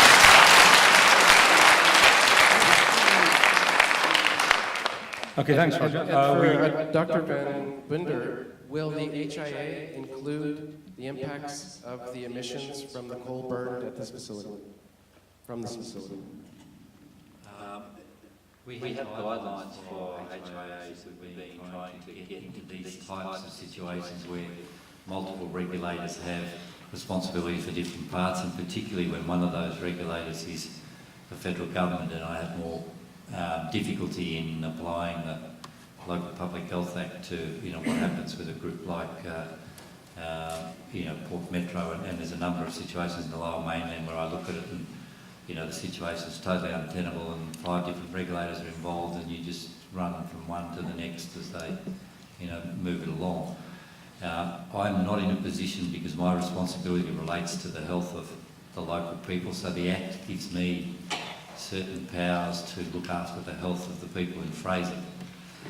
And it's not possible for me to say the health impact assessment should take into consideration what happens to that particular coal when it gets somewhere and when it's burnt, and what that does to greenhouse gas emissions. So the answer is it's not part of what I can formally undertake as part of this particular process. But I think that despite that, there are large swag of components of what we're proposing that will work to protecting the public good if there is a suggestion that this is going to go ahead, and a much more rigorous, broad-scale assessment of what's happening with this and what it means, and what the mitigation processes would be.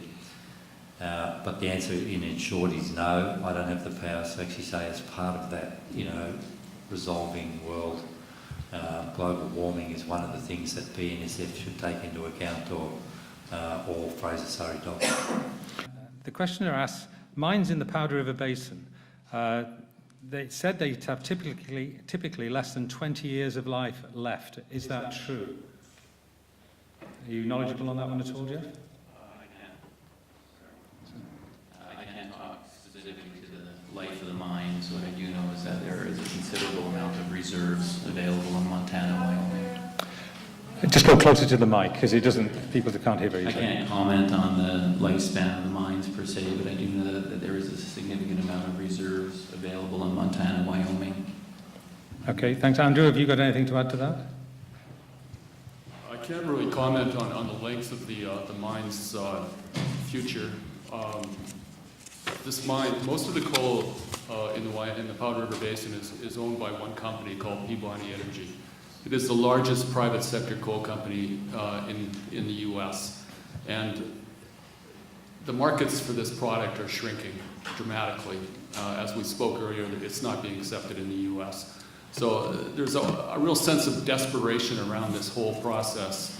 Desperation on the part of a mining company, or a bit of desperation on Surrey Fraser to recover lost business from the economic turndown 3-4 years ago. And I don't think we can make good decisions in an atmosphere of desperation.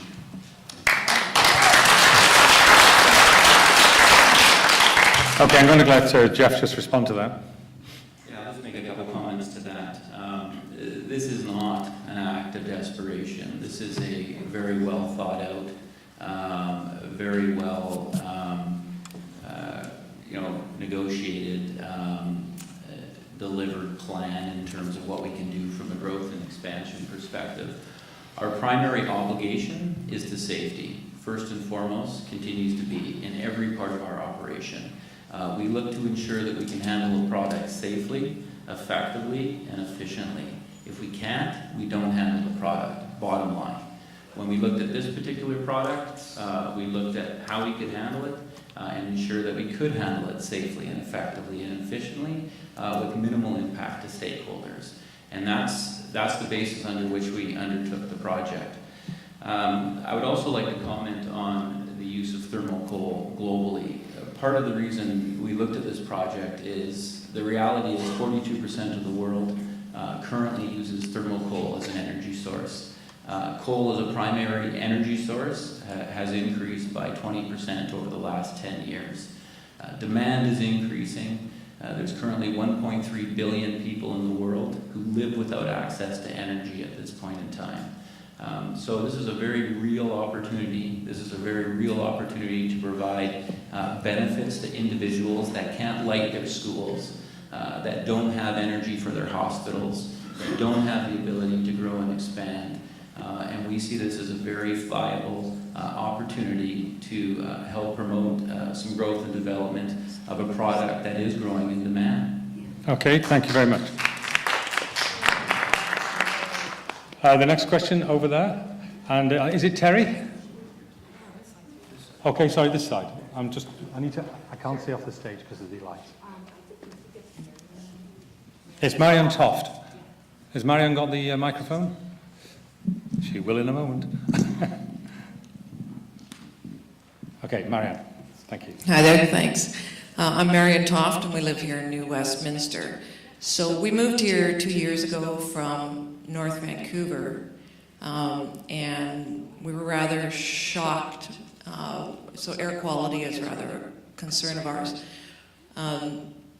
Just from judging by the quality of the dust and the amount of dust in our 9th floor apartment in the downtown area. I would say it sort of is on the same level as what I experienced 30 years ago living downtown Toronto before all the environmental controls on all the vehicles came into place. So to move to New West and experience such high levels of air pollution that are visible, never mind the invisible, was shocking. And so then to hear that we're going to maybe have another layer of air pollution, because we've already got the increased traffic on the Port Mann, and we've got all of our schools there, and they are now surrounded by traffic, and the number of trucks, the diesel spewing out is phenomenal. So to add to that another layer, whether it's 85% less than someplace else, doesn't really seem relevant to me, because if we add another layer of pollution, we have a problem. And a bigger problem than I can see already. So what I'm wondering, I had read earlier that there was supposed to be some sort of monitoring downtown of the quality of the air, which apparently hadn't been happening up until now. And there's supposed to be air monitors with the coal equipment. So what I'm wondering is there going to be a link if this goes ahead, so that if the air quality reaches a certain level, that everything gets shut down, that the coal terminals get shut down, that everything gets shut down? Because I wasn't happy when I lived in Toronto when the solution was that they would put out an air quality warning and we had to keep the children inside. And I don't think, living on a river, that in this day and age that we should have to do that, and that the children should have to stay inside in exchange for shipping a product that could maybe be done cleaner. So the question is there going to be, or I have two questions. Is there going to be a linking of monitoring systems so that everything can be shut down if the pollution level reaches a certain stage? And how is what's being suggested here so much better than what is being done in North Vancouver? Because we had friends who had to move because their son's asthma got so severe living near where the coal is shipped there. So 2 questions. Okay, thanks, Marianne. So the first one, I'll go to Roger on the air monitoring side. I know we have air monitoring sites throughout the mainland. Is there anything special being done in, I think the downtown is obviously New Westminster, correct? When you were saying downtown, yes. In downtown New West here. Yeah, thank you. Excellent question. Close to the mic, Roger, because you need to be close. Metro Vancouver does operate a pretty comprehensive air monitoring network. We have 26 stations from Horseshoe Bay to Hope. We did do some monitoring along the Front Street corridor over the period from 2009 to 2010. We weren't surprised to find elevated levels of particulate and also of nitrogen oxides adjacent to the parkade structure. Basically, that's a structure that's creating a lid over stopping dispersion of air pollutants. So as a result of that study, we did recommend to the City of New Westminster that we need mitigation measures around the Front Street corridor. And that might be some of the dust that you're seeing, although the 9th story sounds rather high for what we'd be getting from truck exhaust fallout. Another recommendation, or another agreement that we came to with the City of New Westminster is that we will be adding a permanent air monitoring station in the City of New Westminster. We're currently in the planning stages on that. We expect to have that station operational hopefully sometime in the year 2014. I think that's actually quite important in terms of providing baseline monitoring in advance of any potential development, whether that's coal terminal facilities, transportation infrastructure, or other sources. I do want to comment on the availability of air quality monitoring data to the public. All of our stations have data that post to our website in real time. We're actually developing a mobile app that will allow people to have access to that data as well. And that is used to inform air quality advisories like the speaker mentioned. But we do have situations where air quality monitoring stations are actually linked to permits. So if we see unacceptable or elevated levels in a monitoring station that is within the vicinity of one of our permitted sources, we can actually, we have situations where we require curtailment actions within that permit. So basically, if we're seeing elevated levels of some measured pollutant, there can be conditions within a permit that cause or require curtailment of activity. Okay, thank you very much. Does that answer your question, Marion? I think. Well, I wanted to know that if the levels are getting to a certain level, is there a shutdown? Yeah, because it's obviously not working with the traffic, right? Nobody's reducing the traffic at the moment to... Well, maybe, I'm not sure who could answer that one. I suspect it's not even being addressed at the moment. But Roger, have you any comment on what the suggestion was from Marion? Was that if you establish levels that would be acceptable or not acceptable, if it went over a certain level, you're suggesting a shutdown of a particular source, which would be the coal. Yeah, because that's generally what you do when you have high pollution levels, right, is you shut down everything. Yeah, and sorry, the example I was trying to give is the Chevron refinery in Burnaby, where we have a lot of monitoring stations. The Chevron, the industrial source, has access to that data, and our permit for Chevron has curtailment provisions. So if we see unacceptable levels measured in the monitoring network, the Chevron permit actually has provisions where they have to curtail operations and reduce emissions until the air quality levels improve. Okay. So I'm not sure. I think that answered the question. But I also wanted to know how this was going to be an improvement over what is offered in North Vancouver. For the Neptune terminals, I don't think... Well, how the coal situation is going to be an improvement. Let me frame that differently. Is there anything going on at the moment, Roger, in North Vancouver at the Neptune coal terminals that would be similar to what maybe Marion's talking about? We have monitoring in North Vancouver. It's not currently directly linked to the permit. The Neptune terminals is another facility where I'm not sure that we've received the permit amendment application from them. They are in a situation where I think I showed in my number earlier that they are increasing from 8 to 18 million tons of coal handled per year. They do actually have a project permit from the port, and that project permit actually makes reference to the fact that they need to also obtain a Metro Vancouver permit. I'm not sure if Ray can comment on this. I'm not sure if we received a permit application from Neptune at this time. Okay, thanks very much. The next questioner? I was just here to respond. So that was Ray, are you? I'm Ray, yes. Right, Sorry. Ray Robb, Metro Vancouver. I'm putting my glasses down so I can see. And, yeah, sorry, it's hard. Yes, actually, we have been in discussions with Neptune Terminal, but we have not received an application. And actually, with Fraser Surrey Docks, we have received a draft application, but we have not, and we've had some comments on that. We're seeking more information before we will require that application be published, and then we have a whole notification process where people can provide comments, etc. So, short answer is actually we have not received final applications on either the Neptune or the Fraser Surrey Docks in terms of the air permit. So with the I'm going to just continue because I know the lady, it was a good question. So with the exception of what's going on at the refinery, there's nowhere else that has that sort of bylaw that kicks in when you hit a certain monetary level. There is certainly, another one is Burrard Thermal, which has nitrogen oxide triggers in Port Moody. If we get high levels of nitrogen oxide, they have to curtail. The thing is, Burrard Thermal's hardly ever operating anyways. I should mention that in my former life, I was with Ministry of Environment, and we had a number of similar type of curtailment requirements on for example, pulp mills, etc. If there were exceedances of what is called ambient air quality objectives, where people are breathing, certain procedures had to be undertaken at the pulp mills to reduce emissions. Okay, thank you very much, Ray. We're going to go to the next question. Just so you know, there's about 4 or 5 questions I've got here, and I think there's others in the list.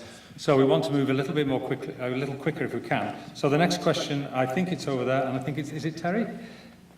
Mark, okay, it's a different person. Okay, Mark. Hello, is it working? My name is Mark Gordiaco, and Terry gave up his spot for me. I'm president of the International Longshore and Warehouse Union and represent approximately 700 people we represent approximately 700 people that make their living shipping coal now.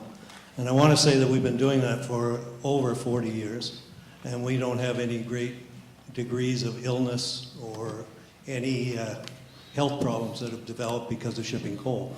We have the same kind of illness and injury problems that we do in most industrial areas in the province, in the world, but nothing because of coal.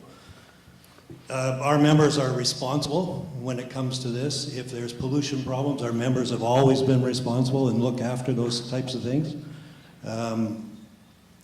With this process, well, I do have a question, and I'll get to the question, but I still have a couple more things I want to say. My question, though, is in fairness, my understanding is that New West Council has already passed a motion on this and then attending a public meeting here. And my question on that is that considered a fair process? Because there was some questions here that Fraser Surrey hadn't been open to New West before. I heard a couple things here about 50 jobs. And like Jeff has said, we're talking about 25 jobs, good paying longshore jobs. And then the rest of it is in the supply chain. With that, it was said if this was 500 jobs, would this be a better project? It'd be a great project if it was, but that's not the choice. And it's also not a choice of getting this coal, getting rid of other products.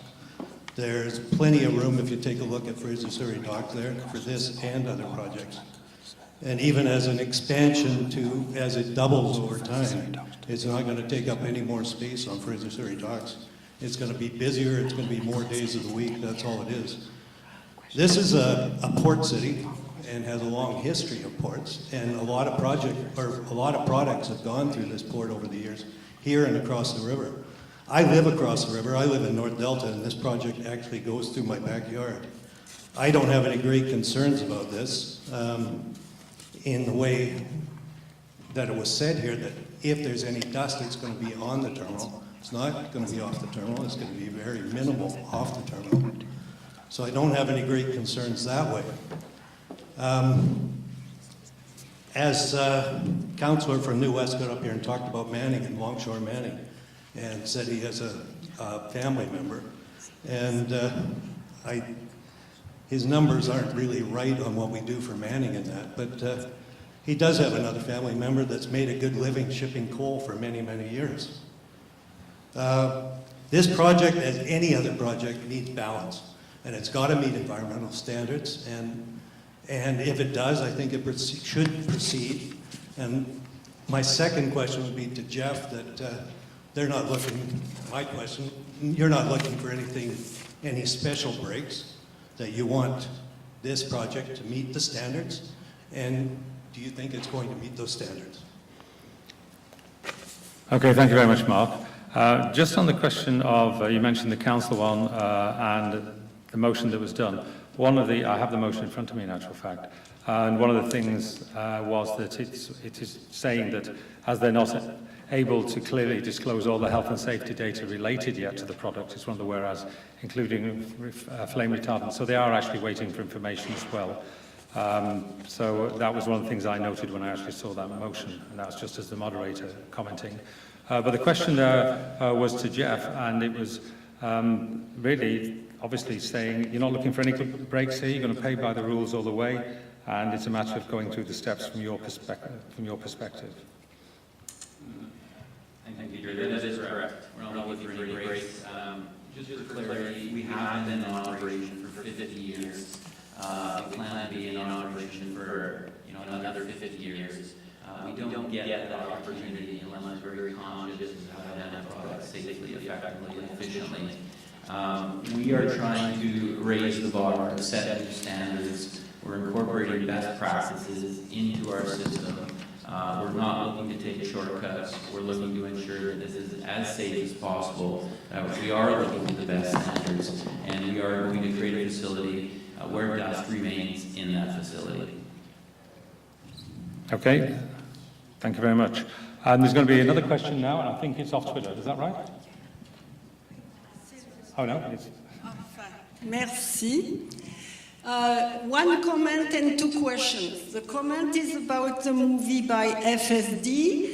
It reminds me of a Disney movie. It's clean, cute, and completely unrealistic. But that's something. My question is about the coating of the coal. What chemical do you put to coat the coal? Is it dangerous? Is it, what kind of chemicals? That's the first question. The second is, where will go the water after you've sprayed those rail cars? Where will go this dirty water? Please. Thank you. Okay, thank you. There's two questions there. I think those questions are to Jeff. First of all, a little bit more detail on what the coating is of the coal, and I think our question there is asking what are the chemicals involved in that, and obviously are they harmful potentially. And the other one is when you're washing out and spraying the rail cars, and I think the question was earlier on about conveyors. Are you capturing that water, or is it potentially going to go into the river? Thank you, Peter. The product that will be used to coat the rail cars is non-toxic and environmentally friendly, and it adheres to the stringent MSDS requirements. So it's a glue-like substance, a solution that goes on top and binds the coal together to ensure it's a hardened result after it comes over and is applied to the top of the coal. Are you able to name it, Jeff? Because I think we want to do more. Several different products. Okay. I don't have the names of them right now, but we can supply the names. But there's several different products. They all have MSDS sheets, and they are acceptable products that are used and acceptable to standards in terms of the U.S. and Canadian regulations. The other question was the water, and when we're spraying off and cleaning the cars, where does that water go? What are your sort of plans for that? Good question. The water will be recycled within the system. So we have sedimentation ponds that are required as part of the project. That water will be reused in the system as much as possible. We will take the water, we will treat it, and the water will be contained within the system. So we have to, under our process, ensure that all water is contained within the system and reused as much as possible. Okay, I'm going over to Andrew. I think you wanted to speak as well on the coatings, Andrew. Yes, thank you. My research indicates the chemical used is magnesium chloride. It is a chemical that is used to suppress dust on roads. I'm unable to tell you whether it's toxic or not. But what I really would like to address is the proponent of this project has really used the topper agent, the spray, what they're spraying these rail cars with, and using the figure a reduction of 85%. And that may be accurate, who knows. The fact of the matter is, I just want to read something from the U.S. Surface Transportation Board, which is the regulatory body in the U.S., and it refers to the topper agent used on coal. And it says, moreover, to the extent that coal dust poses a risk of harm to the environment, containment is the only way to protect the environment and communities along the right-of-way. Maintenance, the topper agent, only addresses the harm to the ballast, the car, and does nothing to address the harms to neighboring streams, people, and communities.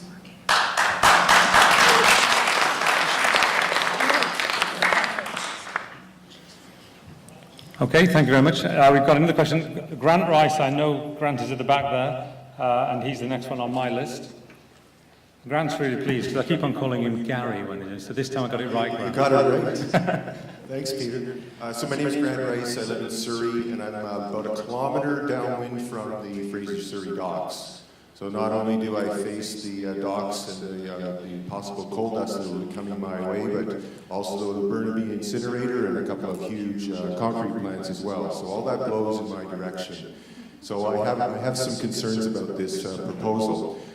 When I went to the open house last Thursday, I talked with Jeff Scott and I talked with Greg Yeomans, and I had some concerns about the three things here. So first of all, when I talked about coal dust, I was shunted from one environmental expert to the next until I finally got to somebody from Burlington Northern Santa Fe.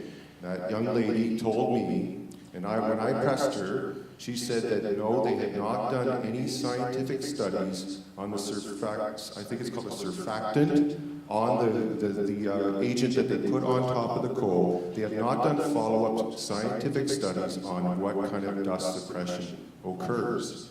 So when I asked her how much dust do you normally lose, she said, well, it's anywhere from nothing to 500 pounds per car, but we're reducing that by 85%. But contrary to what Jeff has stated, unless they did some scientific studies between last Thursday night and tonight, she said that no, they had not done follow-up scientific studies on the 85% claim.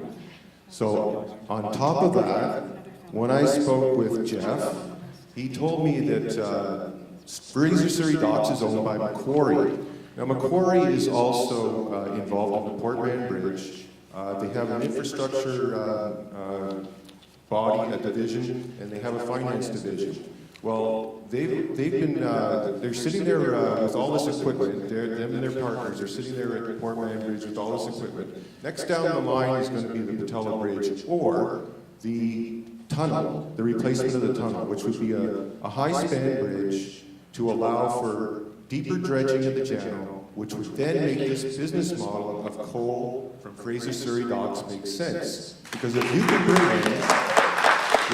bring in large ships, large coal ships right into the Fraser Surrey Docks and load them right there, you would get rid of this ridiculous business model of transporting the coal by barge to Texada Island.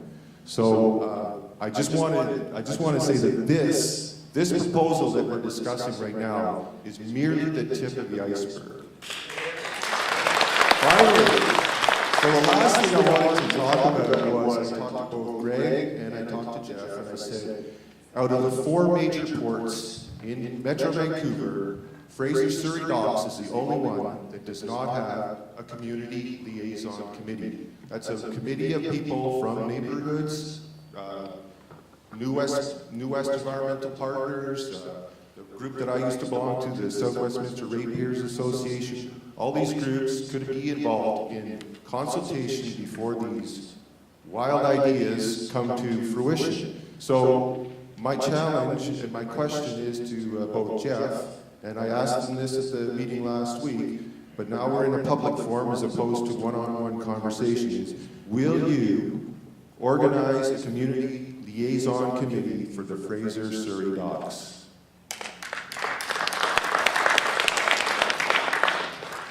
Okay, there's a couple there, Jeff, actually. I think, obviously, the direct one at the end, but the other one is there's certainly a feeling there, and listening to a little bit of applause in the audience.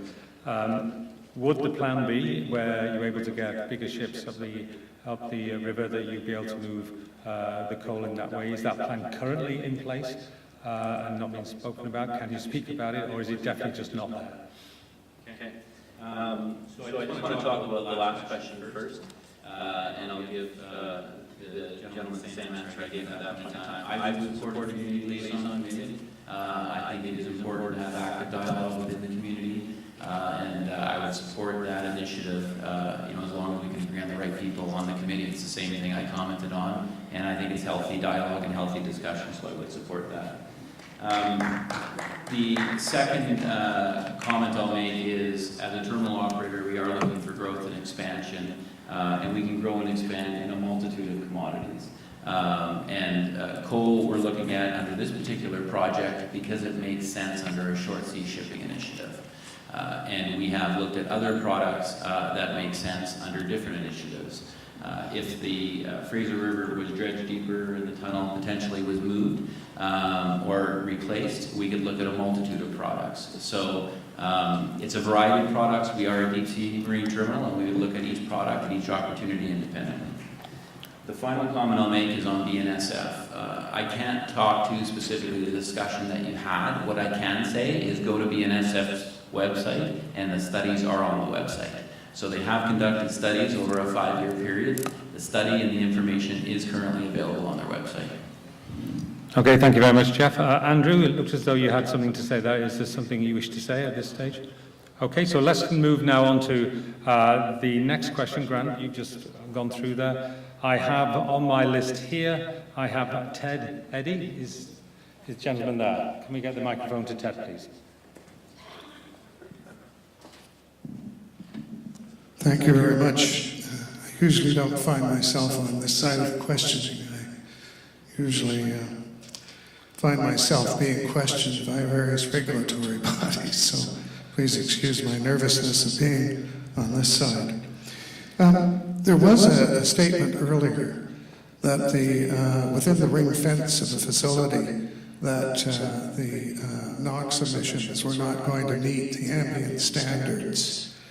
Does this pose a problem within the ring fence for the employees that are working there? The second question I have is, to the extent possible, Jeff, how many days of the year do we have gusts of 40 kilometers an hour wind? And as a supplement, how many days of the year would we find 30 kilometer winds? Thanks. You've got that at the top of mind, you just... but I think I'm seeing Roger at the end. So Roger, would you like to answer that? I'm just going to address the first question. About the exceedances in NOx, the exceedances of the ambient air quality objectives within the fence line of the facility. Ambient air quality objectives are set on the basis of health protection. They are the levels that people can be exposed to for various periods of time. But our jurisdiction would not apply to exceedances of ambient air quality objectives within the fence and the facility. That would be a WorkSafe BC issue. Okay, thank you. And I think, Jeff, if you can answer fairly directly, do you know how many days that the wind's more than 40 kilometres an hour and how many days it's between 30 and 40, I think was the question. Thank you. I don't know the exact days. What I can say is I can count them on the back of my hand, and the reason is because we have the same protocol on our dock entry trains. We handle containers currently. We have a shutdown provision on our containers at 40 kilometers an hour, and we have a shutdown procedure that is adjusted for containers if the winds exceed 40 kilometers an hour. We may have had 2 shifts, 2 days that we've shut down. I'm not sure for sure. But it's probably less than 5, and the longest period that we had to shut down was 4 hours. Okay, thank you very much. On the NOx side, I don't know if Dr. Buynder, whether you have anything to say regarding the effect of NOx if you have concentrations around a work area. No, and from a public health perspective, the situation that Roger describes is accurate. We have separate guidelines that apply within workplaces and for the general public. And the general public guidelines reflect the fact that we may have young children because of the way they move their air and their body size are much more sensitive to pollution than healthy adult workers. And so anything to do with levels of emissions that exceed guidances within work sites are actually, as Roger was saying, workplace VC responsibility, and it's only when it gets outside that where the actual guidelines are lower than within a workplace that health's involved. Okay, thank you. Andrew? It's not a comment, it's a question. I'd just like to ask Jeff, does he have the power as the CEO of Fraser Surrey Docks to insist upon covered barges for the trip to Texada Island?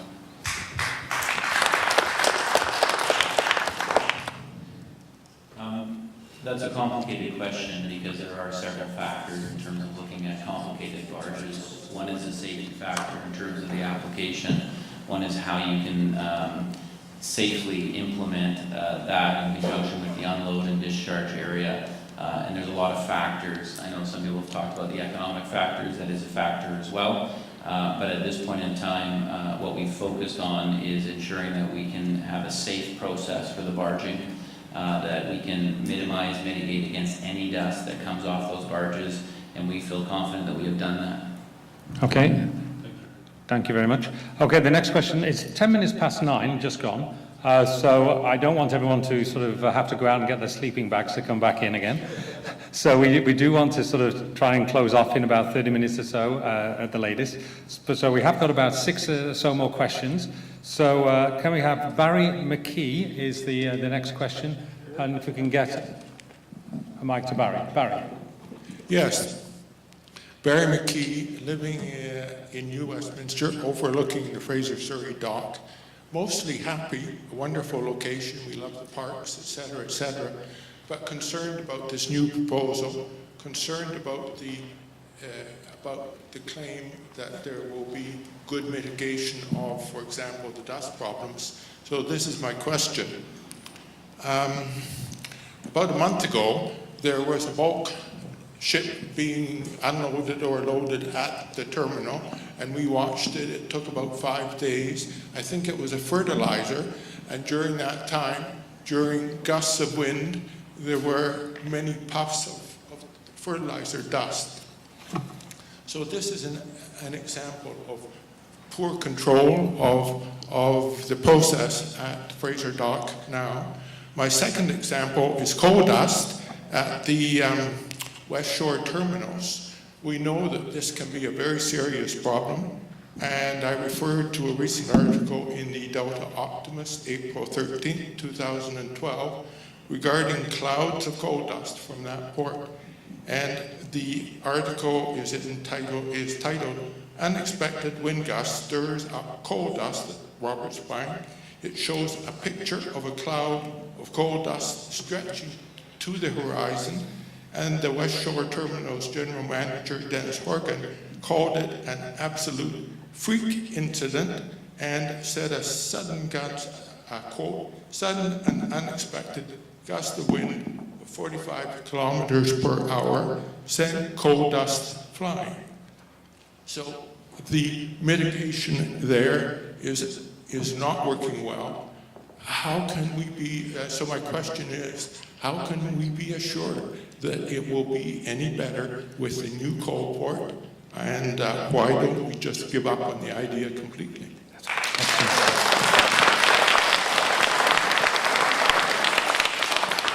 Okay, I don't know if you can answer for West Shore, but I certainly there's the one on the... First of all, do you recall whether that was a fertiliser ship? Because it'd be useful, I think, for Barry to know what that was.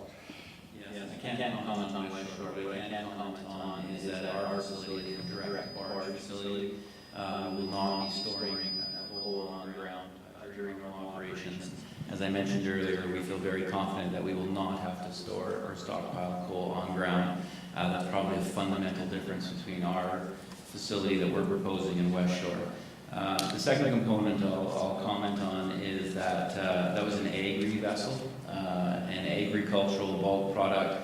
Specifically, that was lentils, which is a food-grade product, which some of you may consume. The dust that is exhibited off that facility is not at levels that we find acceptable.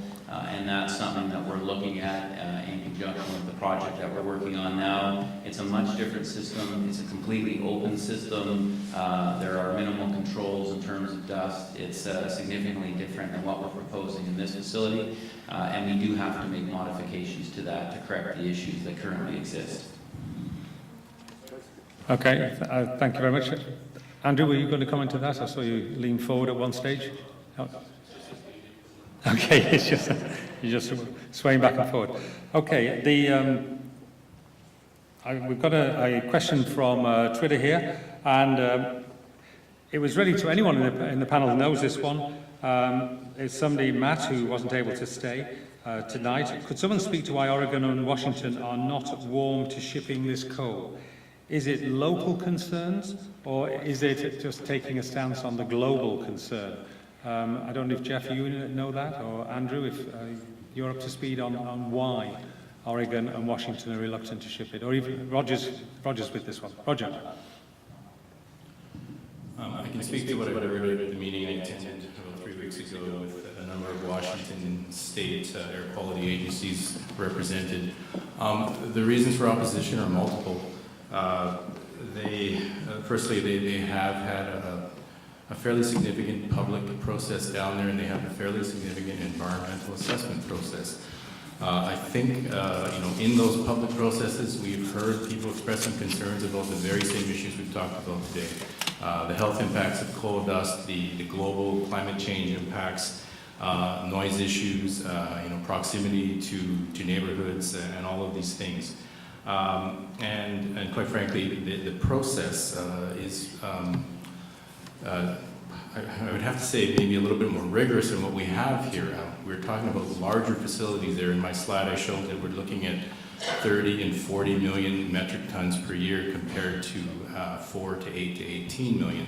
And it's triggered a different environmental impact assessment process, which involves multiple agencies.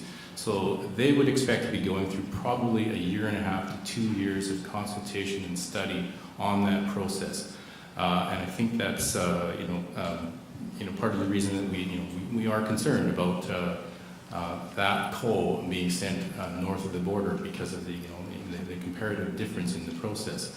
But to answer the question, all of the same concerns are being raised by the public south of the border. Jeff? Just for clarification, the projects south of the border are continuing. They're in the permit process. They are moving forward. I would also like to point out that there is currently no coal facilities in Washington State and Oregon. They do not handle coal. They have no experience handling coal. They have no reference points for handling coal. We have handled coal in the Lower Mainland for over 40 years. And I think that's an important element when you look at the transportation of coal, that they're making assumptions, recommendations based upon having no facts and details. The reality is in the Lower Mainland, we have facts and details to support how safe coal has been and how safe the handling of coal has been in the Lower Mainland for the last 40 years. Okay, Andrew? Yeah, Washington and Oregon. As it was stated earlier, there's 6 projects. 3 of them the proponent has walked away from under fierce opposition. The latest one to happen was just over a week ago, 10 days ago. Kinder Morgan, we're all familiar with that name. They had a major coal port planned for the Columbia River, and they walked away from it. So I think what we're talking about there is we have a lot of similarities, the people that live in this province, with people in Washington and Oregon. I think there's a higher consciousness about sustainability. And a product like this, people just, are fiercely opposed to it because they know whether it's burned here, which it can't be burned here because they refuse to use it anymore, whether it's burned here or where it's burned in China, it's really just creating a negative scenario for future generations. And so I think there's 3 out of 6 have walked away. Cherry Point, right below us, is fiercely competitive. I'm just reading today about there's an election in Whatcom County in Bellingham, and it's going to be, that result from that election will probably determine whether that project goes forward or not. So it's a very robust process down there, as opposed to here, where it's being really, public process has been, we've had to drag the main parties to these events to get them to tell us exactly what was going to happen. So good on the people of Oregon and Washington, and it's an example of what you can do, and I hope we here will continue with our resistance to this project as well. Thank you.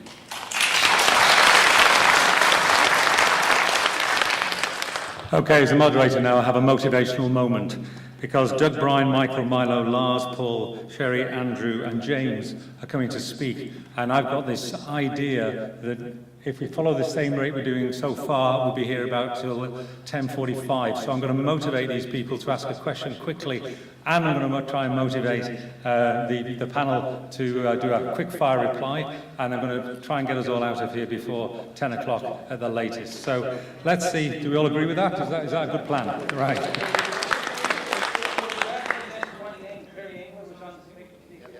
Okay. And you're Peter, eh? Okay, as long as you obey the rules we've just agreed, that'll be fine. There's no problem with that, Peter. Okay, so the next person is going to be Doug Franks. Is Doug there?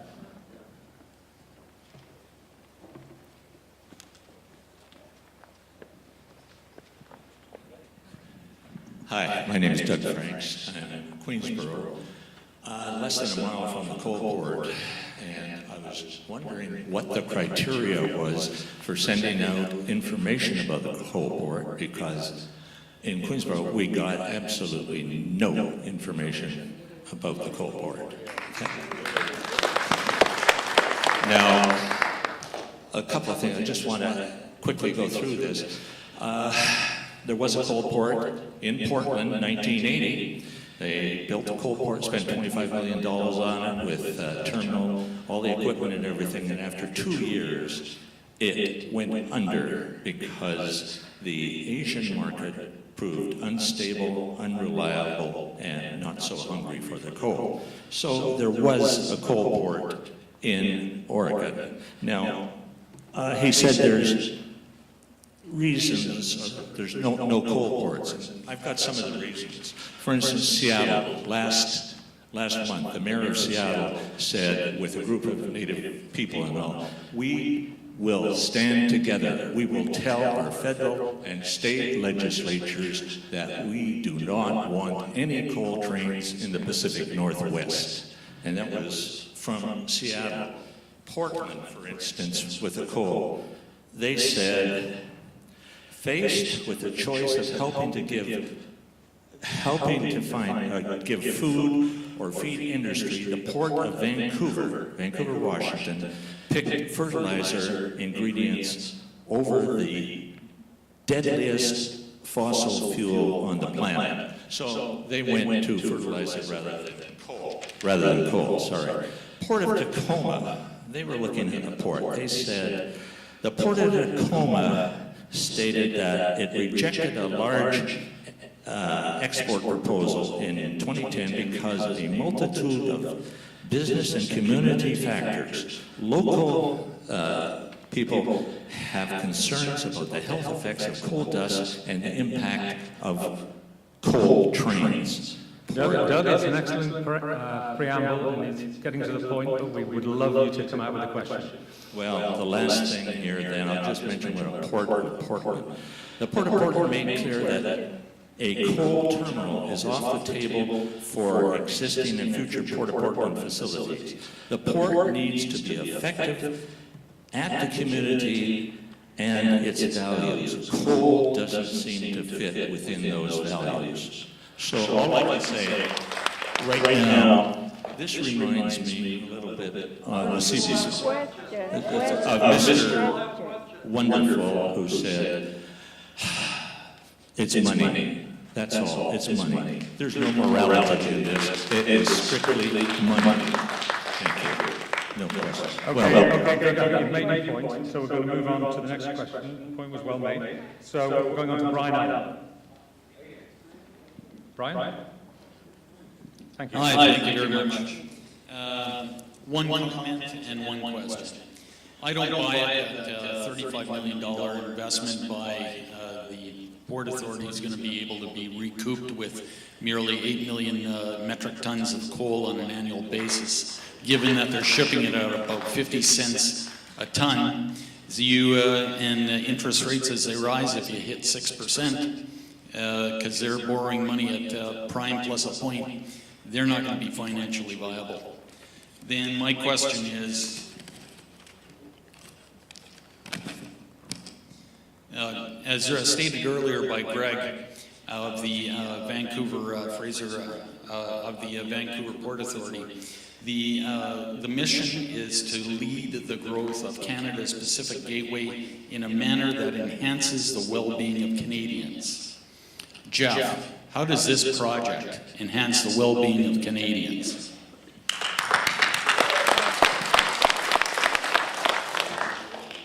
Okay, Jeff. Just firstly, I'm not sure where you got your number from, but the investment in Fraser Surrey is about a $15 million investment. And the project is based upon a return on investment over 5 years. We're very confident in that. In terms of the benefits, there's jobs that are created, there's taxes that are paid back to the municipalities, there is access to supplies and services from local businesses, and there is direct benefit. And we're very proud of that. We're very proud of our relationship in the community and being able to give back.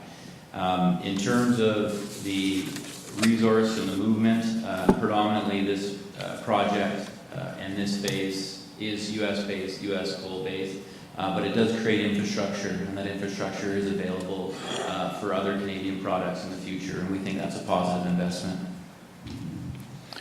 Okay, thanks, Jeff. We're going to keep moving because we're moving as quickly as we can now. Michael Buntier. Michael. Hi, my name is Michael Bonsia. Now, I'm not against development, and I'm sure not against jobs.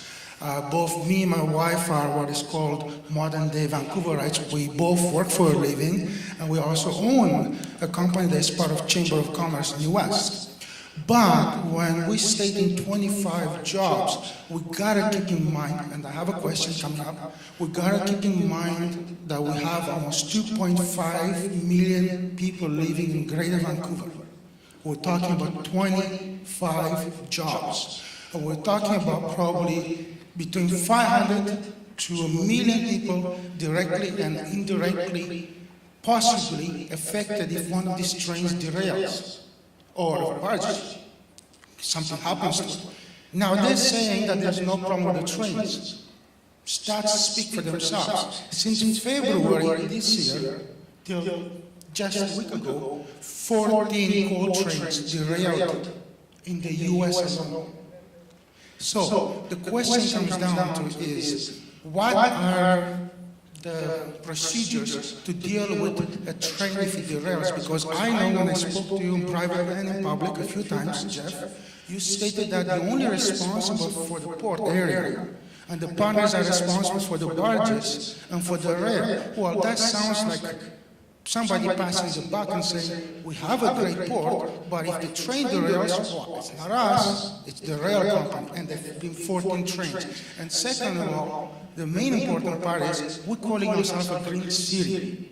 We take pride in it. Has any of us seen the commercials for 2010 Olympics? All the beautiful mountains and everything? Well, last time I checked, almost all the major cities around the world, other than third world countries, and unfortunately China, who tries to subsidize cheap labor with cheap resources, they're going away from coal.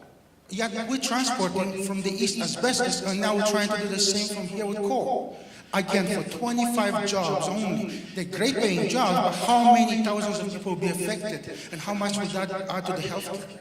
So the question is, what are the plans? And no more, please, I'm not responsible, that's the real. If that's the case, please answer to the public that that's the truth.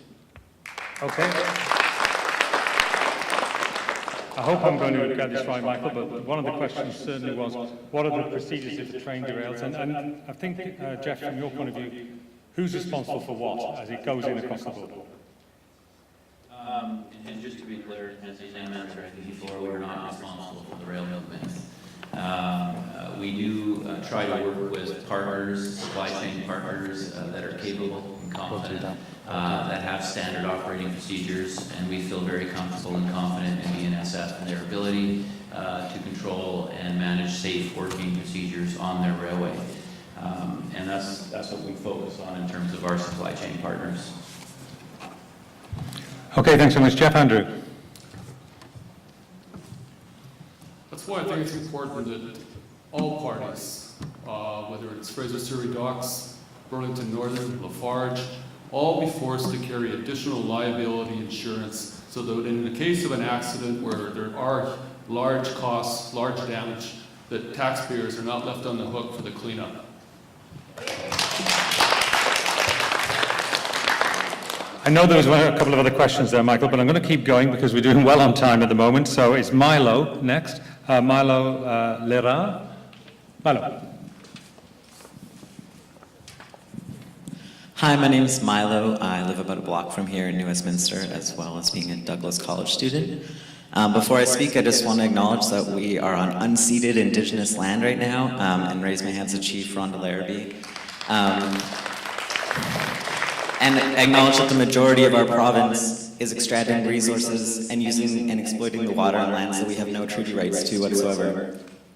I just wanted to talk about two quotes that I heard. The first one is that there will be no serious environmental effects that cannot be mitigated. And I just want to say that mitigated means make less harsh, so we'll make some serious environmental effects less harsh. Anyway, so I consider climate change to be a very serious environmental effect. And I don't know how you will be mitigating this. In fact, shipping this coal will be furthering climate change instead of mitigating it. The second quote I heard was that coal is a safe product that can be transported safely with no impact on the community. And I don't know who you consider your community to be, but I acknowledge the coal miners and the communities where this coal is coming from as being my community. I acknowledge the people this coal is being shipped to in those communities to be a part of my community, as well as the Earth's entirety. I think that whether or not there is coal dust affecting my life specifically, that there will no doubt be negative effects on my global community. And so I guess my question is, who is your community and how will you be mitigating these effects that will be happening? Thank you. Okay, thanks, Milo. Not easy to answer, and you brought up something that's been brought up already, Milo, which was the fact that this coal is moving along through our port, and the real effect, and I think Roger made the effect, that it's 2 kilograms to 1 kilogram of greenhouse gases, and so it's a significant effect. So, with your permission, I'd just like to go to the next question, which is Lars Brunbach. Is Lars still here? Ah, there we go. You can have the microphone to Lars, please.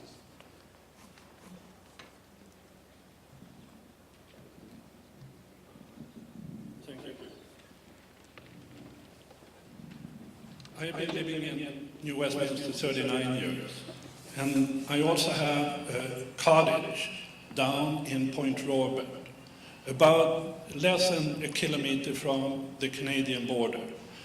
But right over about 3 miles from us, we have the Robert Banks coal terminal.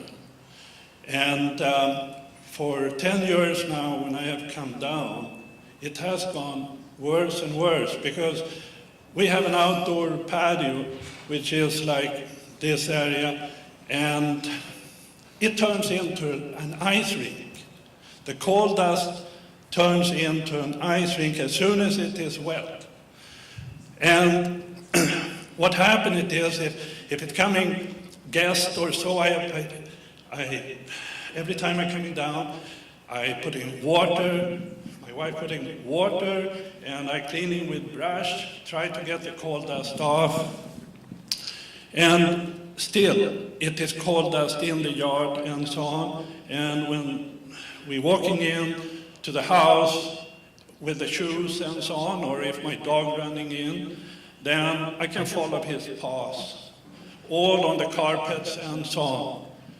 I have a rancher, and it is about 3-4 feet overhang on the side, and the exterior of the house is aluminum panel, and they are more or less a little bit off-white. But every year I have to clean because they turn black. Lars, they turn very... Can you move towards the question, please? Yes, of course I can, but I do want to inform. I understand. Because I also live in New Westminster, above City Hall, and we have enjoyed to be able to hang out the laundry and so on instead of using a dryer. But my experience now with the coal in Point Robert, it is that all the garden furniture and so on, we have to put them inside, because if they are outside and we're sitting down, we are black. Okay, the clothes are black. And so it takes, if we haven't put them in, it takes timing to clean them up. The next thing is, I can just think about my wife putting out laundry on the clothesline, that's going to be blankets and so on. There's going to be lines of the cord on everything which is put out, because... We've got to have a question. Yes, the question is, why did we do the Expo and then the Olympic and so on to get Vancouver to become like an international city and so on? If it comes tourists now, they're going to see the coal everywhere, and then it's going to more or less... Are you going to turn, so to say, New Westminster into a coal mine? Because if the same thing happened, as it happened in Point Robert, I can see all the walkways up at the hillside, and I can see people slip. So the New Westminster city should have workers out all the time, more or less to clean off walkways and so on. And I am responsible for my walkway outside my lot. I am told I have to shut off snow and so on. Lars, I'm going to have to just, you've made your point really well, and I'm going to frame a question now, which I'm going to put to the panel. Thank you. Okay, thank you very much. So there were two things here which were specific. One was Lars's experience clearly is close to Westport, and he's got outside coal mounds there, and he is experiencing coal dust everywhere. I'm going to ask this question to Dr. Van Buynder. With what Lars is experiencing there, the degree to which he's seeing coal dust, what would be your response to that if it was happening somewhere within Metro Vancouver? He's in Point Roberts. I'm not sure from what he was saying, like extended exposure pathway is. So it's this is a discussion we're having downtown at the moment, and what he's saying is relatively similar to what I've seen there. We have a floatplane terminal, and they made the decision that they were going to park it straight underneath the residence instead of on the east side away from the residence. And they burn a thing called avgas, which contains a thing called lead in the petrol. And we spend a lot of time getting lead out of our fuel and trying to improve the IQ of our kids, from the damage of that. And the residents there tell me that they can see on their balconies the same sort of stuff, the black residue that comes when some of the little planes are flying and the rest of it. And and I can't find the regulator. There's about 5 different ones that keep pointing at somebody else. And what we're going through.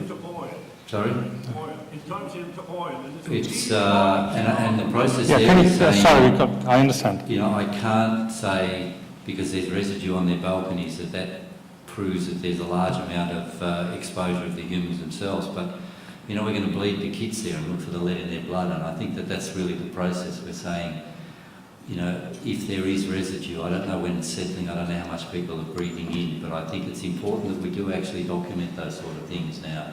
Whether or not the FSD proposal turns into the same as what's happened there, certainly the modelling's not suggesting that that's what's happening, and that's why I think what's important is that we do a health impact assessment and that we have a verification process at the end of it so that we are doing the monitoring, and that we've got some mitigation that Roger was talking about to stop it at the end.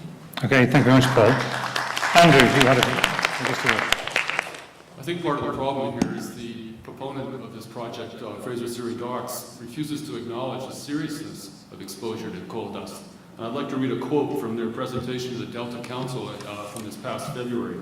Coal dust is inert, but would be considered an irritant and a hypoallergenic, no different from any other exposure to dust. So we get this downplay of the seriousness of coal dust on people, and I think it really does a disservice to the argument. Thank you.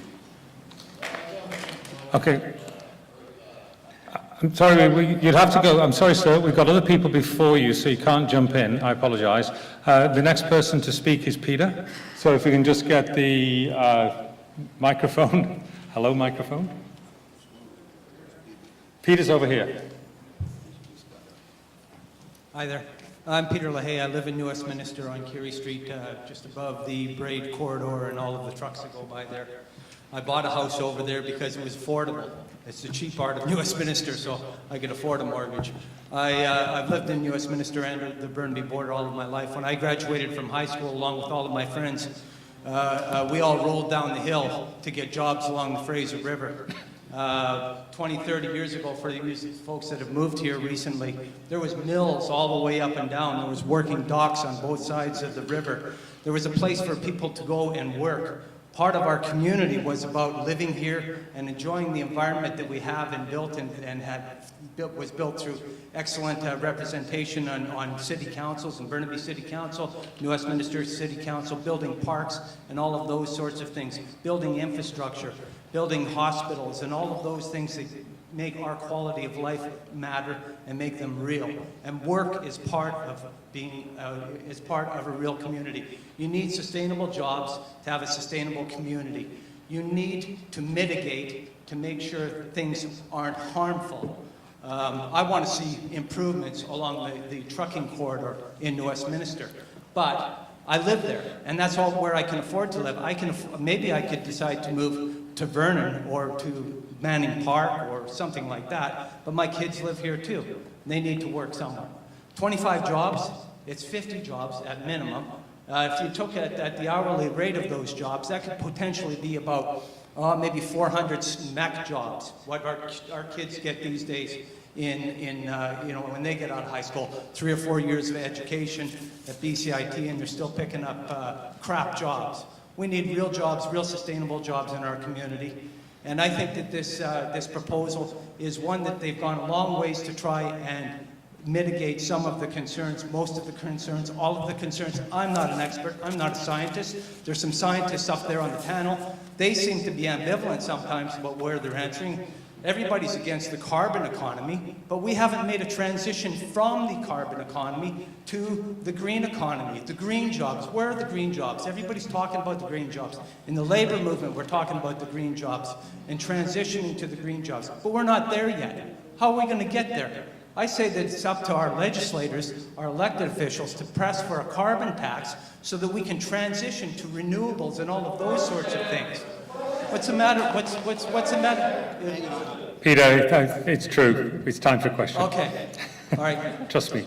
My question is, what about those people in Hong Kong? I was in Hong Kong last week, and I asked the fella, where are they getting their power from? And he Don't heckle, please. Don't heckle. He pointed to me, he says, over there. It's 80% of our power in Hong Kong comes from coal generation. The other 20% comes from nuclear power from the People's Republic of China. Where do those people get their power if they're not getting coal? And if they're not getting coal, are they going to get coal elsewhere like Australia? Where is the coal business going in the future? Okay, Peter, I think you've made a statement there, and I think we listened to that, and I think it was a fair comment. So we're going to move from that now on to James Crossley, James? There's the gentleman here. And James, there has to be a question as well somewhere in this. Yes, you'll have to indulge me. I have a presentation to make. Well, I'm sorry, there are 1,014 people that have spent a great deal of time to bring their point across. These petitions I am presenting tonight to Fraser Surrey Docks, Jeff Scott. No. and our MPs and MLAs, Finn Donnelly, Judy Darcy. I want to make the point that there's too many questions. You've heard it tonight with the respect to the gentleman that spoke earlier. There's a lot of contamination on the docks as a result of that industry. We've changed, the economy's changed. Jeff Scott has provided a lot of information and details. We've met with him individually. The questions haven't all been answered. We've heard for the first time somebody with the opposite side answering some of the concerns. We've heard for the first time Metro Vancouver air quality. We've heard for the first time from a doctor that has to deal with issues regarding the air quality. So this is a great situation. I want to commend the mayor and council. We don't always agree in this community, but in this case, we all agree. Thank you. Okay, thank you very much, James. There's one more question here. There's another one on Twitter. Mott. Is there a Mott in the house? No? Is it Andrew? Do you want a question? Have you got a question, sir? You are actually. I apologise. Yes, you were on the single sheet, and he's got put behind you. I'm sorry, Andrew. You were so special. You were on the single sheet. Please, your question, or in fact your statement, whatever you like. No, it's not a statement. This is for the gentleman from Fraser Surrey Docks. I read the proposal on the internet from Fraser Surrey Docks for this project, and it's pretty detailed. And it does say at one point that in the event of disruption in the rail transportation of the coal, there may be need for up to 35,000 tons of coal stockpiled on the site. And it's on the website for Fraser Surrey Docks proposal. You have said that there's going to be no stockpiling of coal there. How do you account for this discrepancy? Okay, thanks, Andrew. Jeff. So, as I mentioned before, we're confident that we will not need to stockpile any coal on dock. We remain confident in that. The origin was when we originally permitted the project. We had to look at potential supply chain failures, specifically what would happen if a rail car arrived and we didn't have a barge. That was back in July of last year when we originally looked at the project. Since that time, we've done a considerable amount of work in rethinking and relooking, and we've implemented some changes. The first change that we implemented is we've contractually committed our customers that there will be no stockpiling for the first 6 months of operation, meaning no cargo can come to ground for 6 months. The idea of that is that we can work out any bugs or issues within the system that would slow down the system to ensure that we don't have to bring cargo to ground. The second thing we've done is we've put a 48-hour rule in the contract now, which means we will not bring cargo to ground until it's over 48 hours in terms of a supply chain failure. The reason we put that in, it's about a 12-hour transit by barge to Texada. That would then allow a barge to get to Texada. So the worst case scenario is we have barges full. The barge would get to Texada, it would get unloaded, and it would get back to us within the 48-hour period, which means that we would have barge capacity available to discharge. The next component we did is we restricted customers to one stockpile a quarter, which means that we would be able to handle up to 30,000 metric tons once a quarter. That product has to go to barge before any other product is unloaded by train, which means that the product would remain on the dock a maximum period of time of about 48 hours. So worst case scenario is that there would be a stockpile 4 times a year for a period of about 2 days. The final component is we had a disincentive entered into our contract where we increased the rate if cargo was to come to ground to ensure that we would add a further incentive to have cargo coming to ground.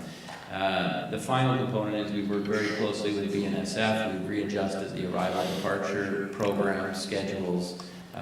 Receiving all of this has occurred after we submitted our original proposal to put stockpiling on the ground, and that's why we're confident that we would not have to stockpile any coal on our facility. Okay, thank you, Jeff. Two more questions. Cheryl, is Cheryl still around? Is with Bev's group, I think. Yes, I think. Yes, Cheryl's at the back. Right. You're doing well. Keep going. He beats Pilates. Don't worry. Yeah. Hi, I'm Cheryl Rogers. I live in Queensborough, which, for those of you who don't know, in New Westminster, we're just over that bridge that doesn't move.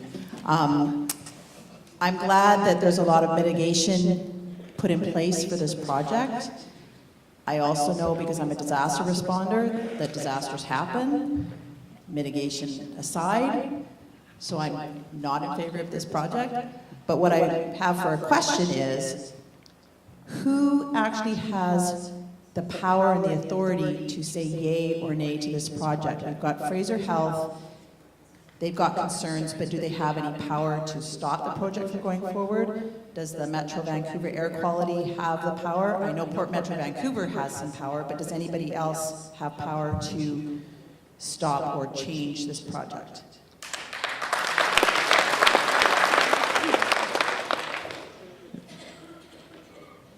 Roger, do you want to take that one? And we do have Port Metro Vancouver here, who did make some comments earlier. Roger, you take this. Yeah, I'm going to speak from the authority that Metro Vancouver has with their delegated authority for air quality permits. I'm going to use the example of the Neptune terminal on the North Shore, which has been issued its project permit by Port Metro Vancouver, but that project permit makes reference to the need for an amended air quality permit with Metro Vancouver that takes into consideration the expansion of coal shipment up there, and they're going, I think I said earlier, from 8 to 18 million tons. The project permit from Port Metro Vancouver indicates that the proponent has to get an amended permit from Metro Vancouver and comply with the conditions of that permit. Having said that, I was trying to explain earlier that our decision maker on the permits is appointed by our board. He has to consider all the technical facts, hear public input, and then make the decision on whether or not to issue a permit or what conditions to have in that permit. And it puts us into the, I guess, a somewhat difficult situation if the decision is made that an air quality permit would not be issued by Metro Vancouver. Where does that put us in terms of, the project permit already having been issued by Port Metro Vancouver? Anyway, the permit that the Metro Vancouver director would issue, if it does go ahead, would have to contain conditions that are advisable for the protection of the environment.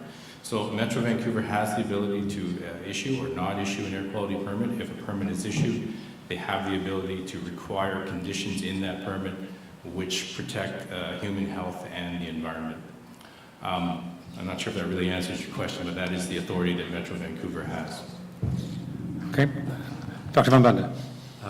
And in a way, we're at the edge of the process as well from the point of view of our legislation. So I have powers under the Public Health Act that if there is a public health risk that I can act to force whoever's producing the public health risk to cease or mitigate that process. But it's not within the planning stage unless I can clearly demonstrate that, just the plan itself is going to produce a public health risk. So if FSD was saying I'm just going to ship friable asbestos out of there, then there wouldn't be much of a debate about whether or not we'll wait till the permit's issued by Port Metro or whatever. So if there's a demonstrable risk, we can act, but we can't actually because of the fact that Port Metro's not, under our jurisdiction. We can't specifically say they must listen to us during the permit.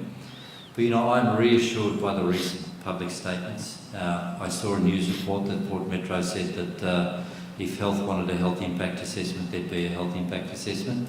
I'll be disappointed if after that public statement there's a movement away from that position.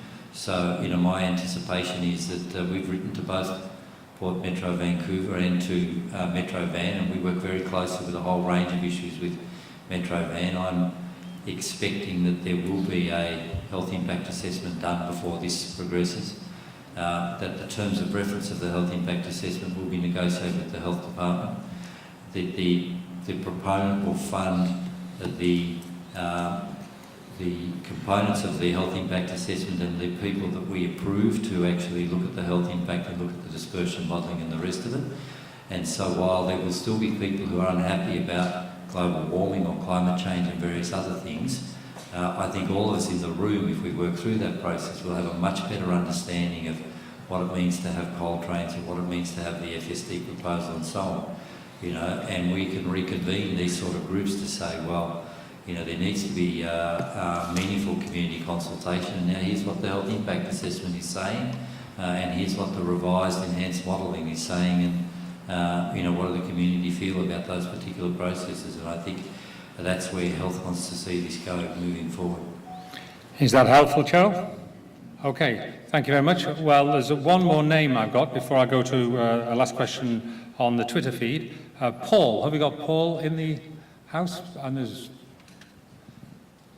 You have the last question, sir, or the last statement, whichever you prefer. That's a terrible burden to bear. My name is Paul Jansen. I'm a resident of Queensborough on Lulu Island. And I was born and raised in Westminster, and like Peter, I remember the days in the 60s and 70s when the river was lined with mills that were actually beehive burners spewing the blackest, thickest exhaust you can, and there were lots of jobs. But I would say this to Peter, if you're really concerned, as I am, about jobs for our kids, you would worry less about 25 or 50 jobs we derive from exporting dirty coal to stoke the furnaces of factories in China to produce stuff that we really don't need, and focus on a question like, why are we exporting raw logs?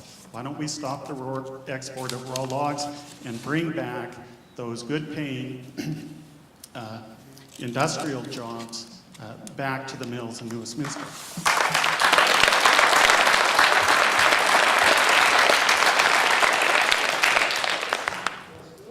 And I was quite surprised to learn from the Fraser River Docks person that what's really motivating them is not the profit motive, but the kind of socially benevolent desire to provide electricity to orphans so that their schools and their hospitals may be properly electrified. So I didn't know this was all about such a noble process.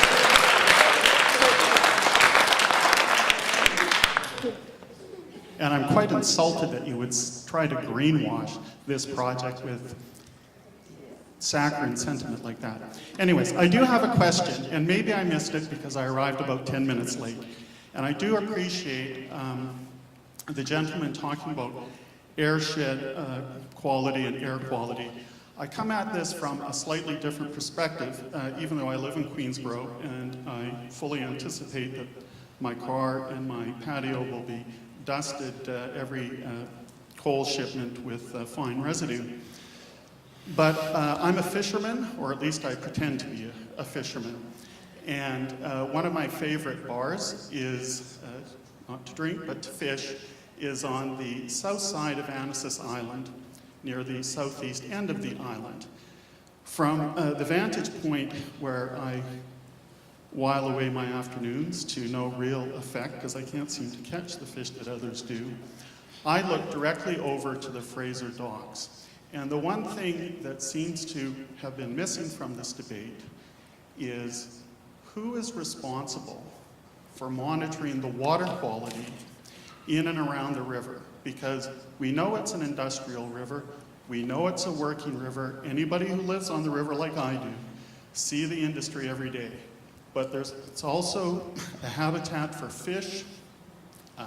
I know that because in the very reach where these barges are going to be towed, I see fish there, I catch fish there along with other people. And the one thing I haven't heard today, and I know the federal government has tried to limit environmental review by delisting rivers by the scores from the list, but the last time I checked, the Fraser River is still on that list.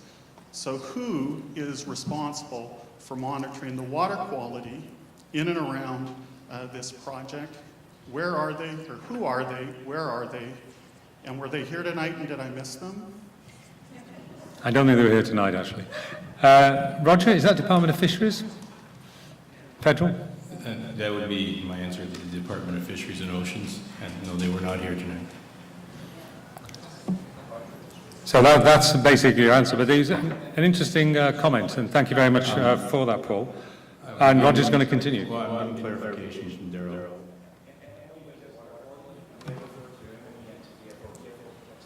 Okay. We're hearing that water... Ministry of Environment do the water quality, and Fisheries monitor the fish and the state of the fishery. Okay, so thank you very much for the last question. We're going to give the last one because we are in an electronic age, so we're going to have one from Twitter. And sorry? Oh, sorry, you did, Bob. Let's give Bob one more because we can do this one. No, I'm happy for that.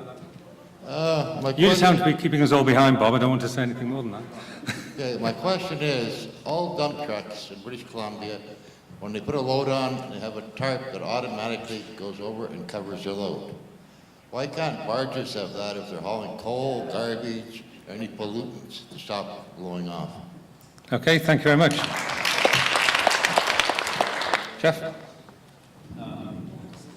I know that there's individuals, components looking at different options and see whether that's a feasible option or not, but part of the challenge is because of the configuration of the coal on the barge and because of the configuration of most products on the barge, you can't have anything that automatically comes over.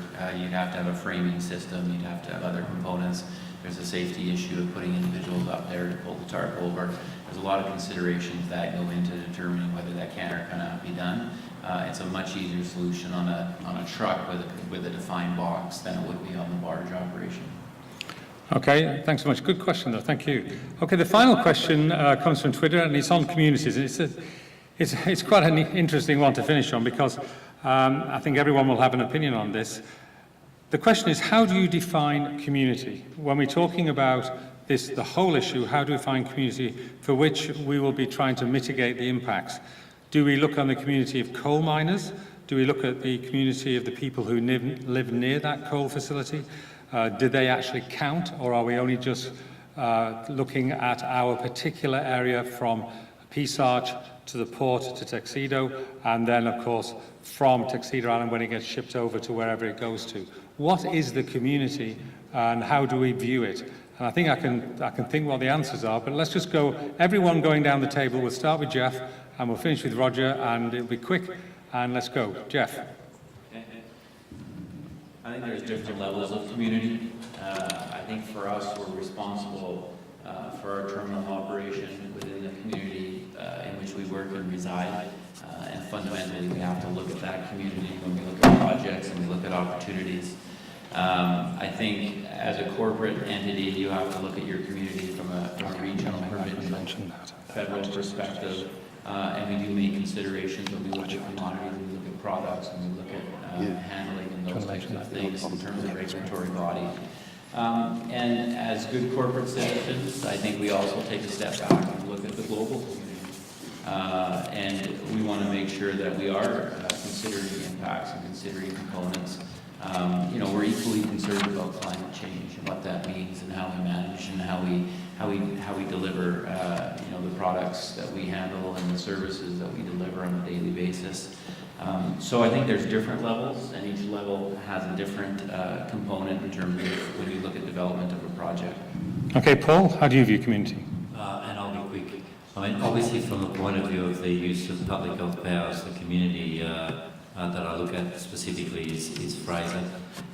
We have a very lower mainland approach in public health in British Columbia. I mean, there's very little that I do without a discussion with Paddy Daly, who's my equivalent in Vancouver, and we're aware that the barges actually go up past Richmond and Texas as part of her area as well, and the letters that I write to Port Met are in fact not co-signed if it's in my area, but certainly they're exactly the same as she would say. So, we regard this whole process as being a lower mainland process that we're interested in making sure that we provide safety from that from that process moving forward. On a personal basis, obviously I have interest in much broader than this, but from a powers basis, it's only the lower mainland. Okay, thank you. Andrew? I think in this instance, it's about being part of a global community. We are global citizens, and we're a country that's rich in natural resources, and there's going to be tremendous pressure to extract those natural resources. But on the other hand, we've made promises to the rest of the world that we're going to meet targets, we're going to reduce our greenhouse gas emissions. So we have this tremendous dichotomy here. And I think we can have both, but we have to start moving in the right direction to meet those targets, and currently we're not. We're going in the opposite direction. I mentioned 400 parts per million. We need to stop that. We need to cut that rate right now, not tomorrow, but right now. So let's start being more responsible global citizens as Canadians. Thank you. And Roger. Okay, from my perspective, I mean, it's a question of who do we serve in our air quality program. So from my job perspective, the community is the people who live, work, and play in the vicinity of the proposed facility, those that would be exposed to any air quality impacts. Okay, thank you very much, Roger.